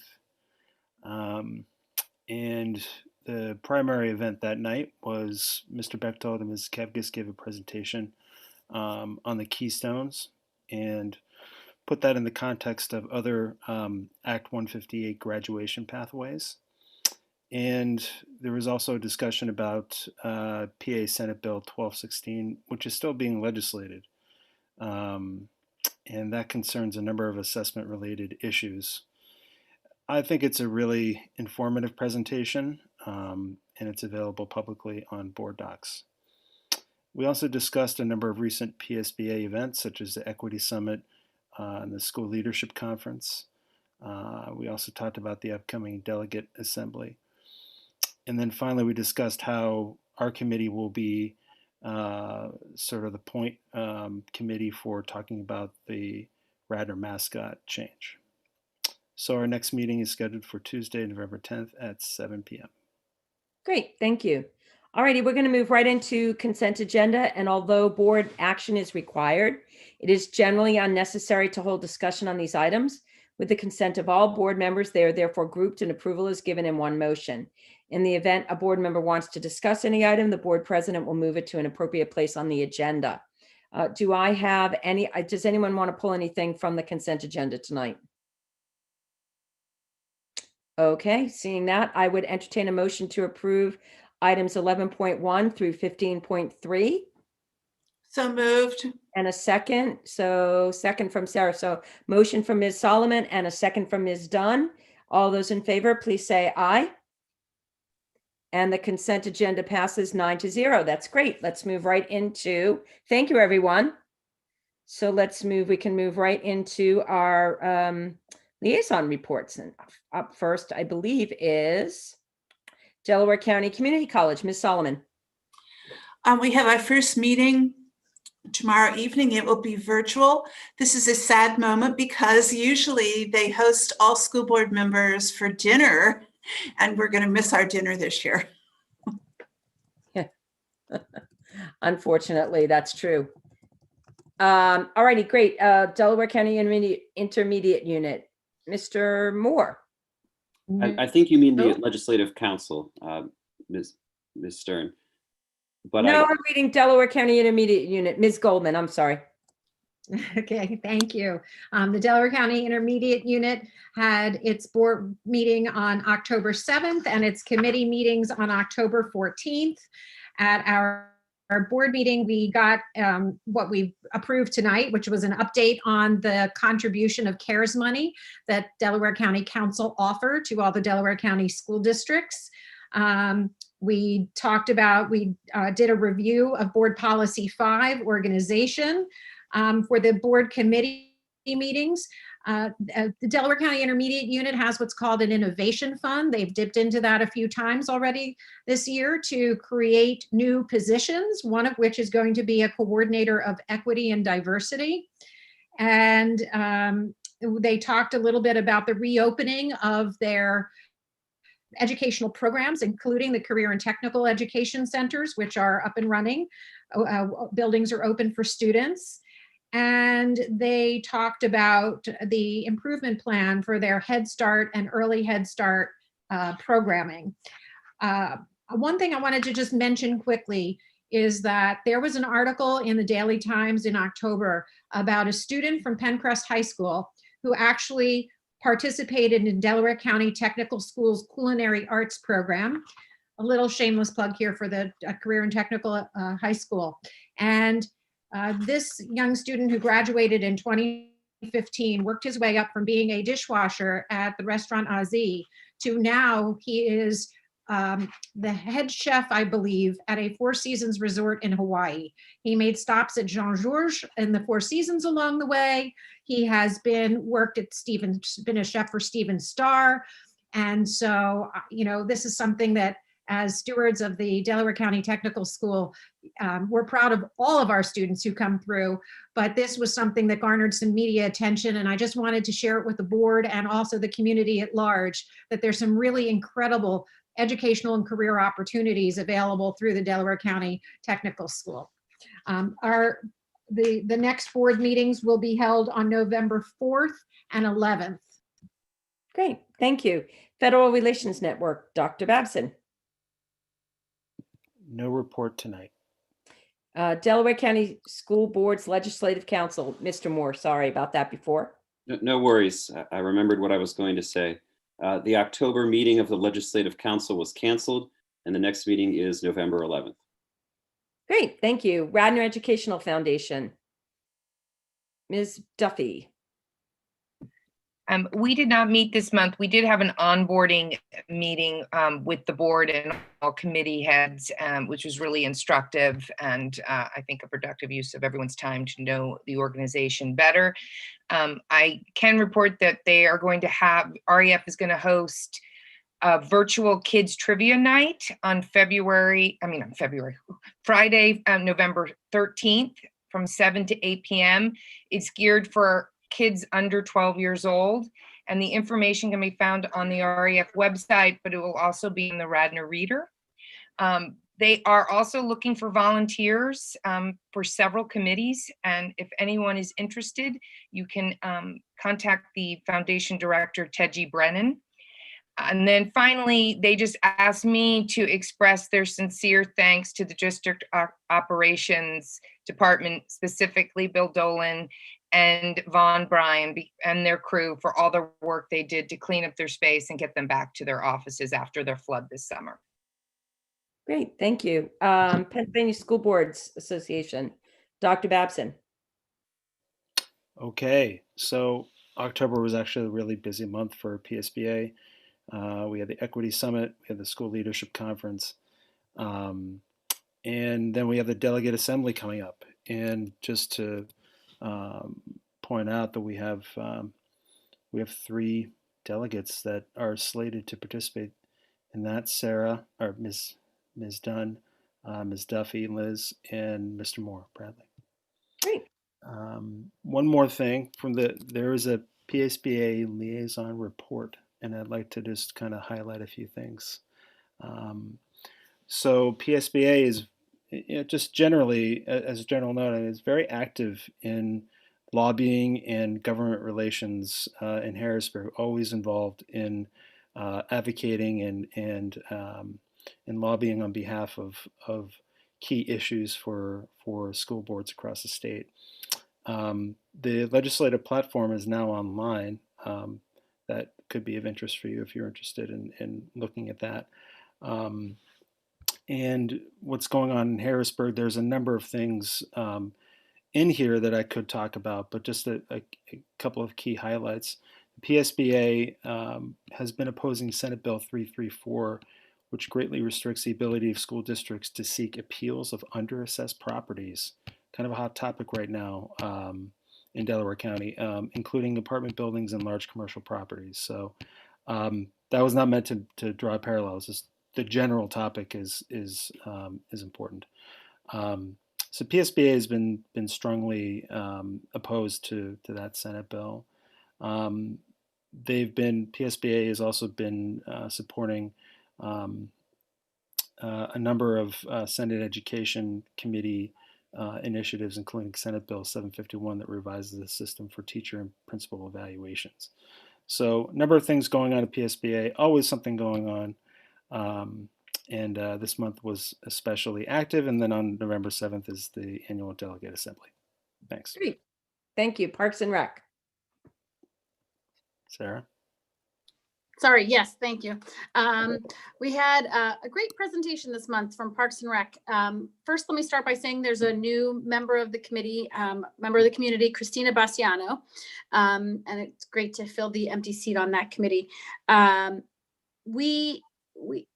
We have a really great jewel in the Radnor Parks and Rec community, and I think that members of the community should know that, especially parents who have kids at home all day or portions of the day and are looking for activities when a lot of things are changed and closed or limited broader area, Parks and Rec has really stepped up their game and looked for ways to offer activities and opportunities for both in-person and online activities for our community. They've started a dance team.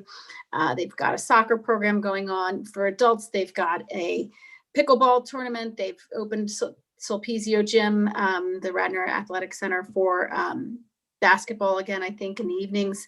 And they do have a trick-or-treating event planned, but I think it's sold out, and I think it's sold out twice. I think they opened more time and it's sold out again. So what I would really recommend, though, that people in the community who are looking for safe, distanced activities, that you visit the Radnor Parks and Rec website and look at some of the new things that they've come up with to really help people stay engaged and safe. Great, thank you. Radnor Alumni Council, Mr. Moore.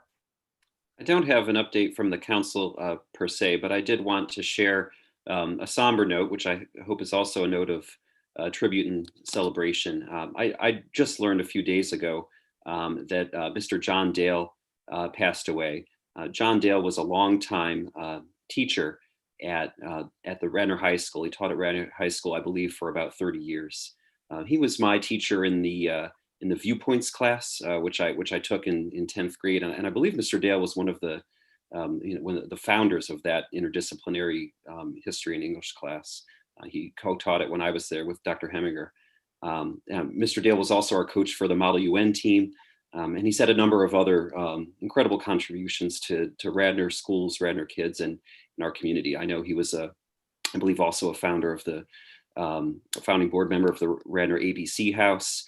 And longtime board member of the Radnor Historical Society. So I believe he'll be missed a great deal. Mr. Dale was a kind and thoughtful and sensitive teacher. One thing I loved about his teaching is that in that interdisciplinary English and history class, there was a lot of project-based learning, a lot of time for exploration for students to go and dig into history. And to take risks with how they would try to present material to the class and to learn from those experiences. So I greatly valued those experiences with Mr. Dale as a teacher, and I know he will be missed and remembered fondly here in Radnor. Thank you, Bradley. That was a really nice homage. Let's see, Radnor High School Scholarship Fund. Mr. Jubileer. Yes. Been fairly quiet on the scholarship fund front. We are gearing up for our annual community mailer and brochure, and so get ready to see and be inspired by that, with many personal notes written by yours truly and others. And thank you. A number of my fellow board members I know are on those lists and have been generous contributors to this important and appreciated initiative in the past. On a positive note, most of the students that we have heard from that are scholarship recipients are back in school, whether that be virtual or in person or hybrid. We've surveyed them on a regular basis, at least about once a semester, and we have found that our most recent data is their cumulative or collective or aggregate GPA is 3.37. So they're doing a great job in a very difficult environment. We don't know what is coming up because of that little thing called COVID that we're under. We don't know if Santa will be making a visit to Radnor High School this December, but we'll wait and see, because who knows? As Ken says, as Mr. Batchelor says, the only constant is change. We are meeting virtually or getting updates, and so at this time we have no in-person scheduled meetings, although we understand that we may be able to do so again in a safe, distanced way in November. Great. Radnor Page, Ms. Dunn. Radnor Page, I did get some feedback this month. They're undergoing a leadership change, so that's part of why we haven't heard much from them lately. And just in case members of the community were wondering, there's been a change in the district liaison. Dr. Kearney used to be the administrator liaison to Radnor Page, and it's now Mr. Regal.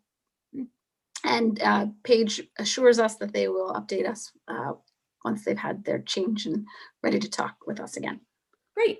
Radnor Committee for Special Education, Ms. Monahan.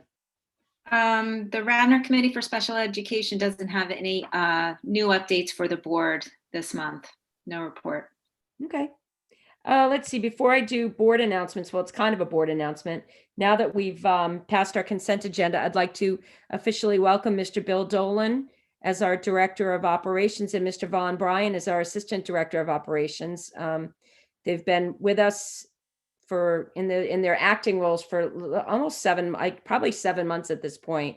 And we're thrilled that both of them will be our official director and assistant director, and that they've been working hard and will continue to have them working hard, right, Mr. Batchelor?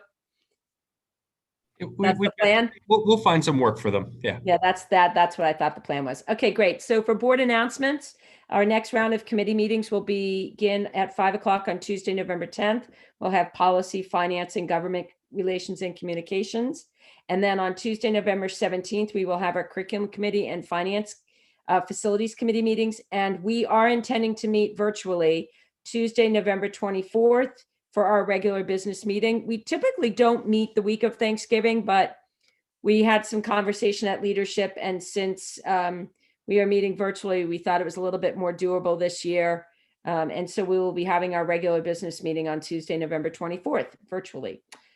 Do we have any additional public comment that's been raised following priority action or discussion items? Mr. Petiti? I believe there isn't any additional public comment. Okay, great. So with that, I will entertain a motion to adjourn. A motion from Ms. Duffy and a second from Mr. Jubileer. All those in favor? Great. The motion passes 9-0 and our meeting's adjourned. Good night, everyone. Thank you. Good night.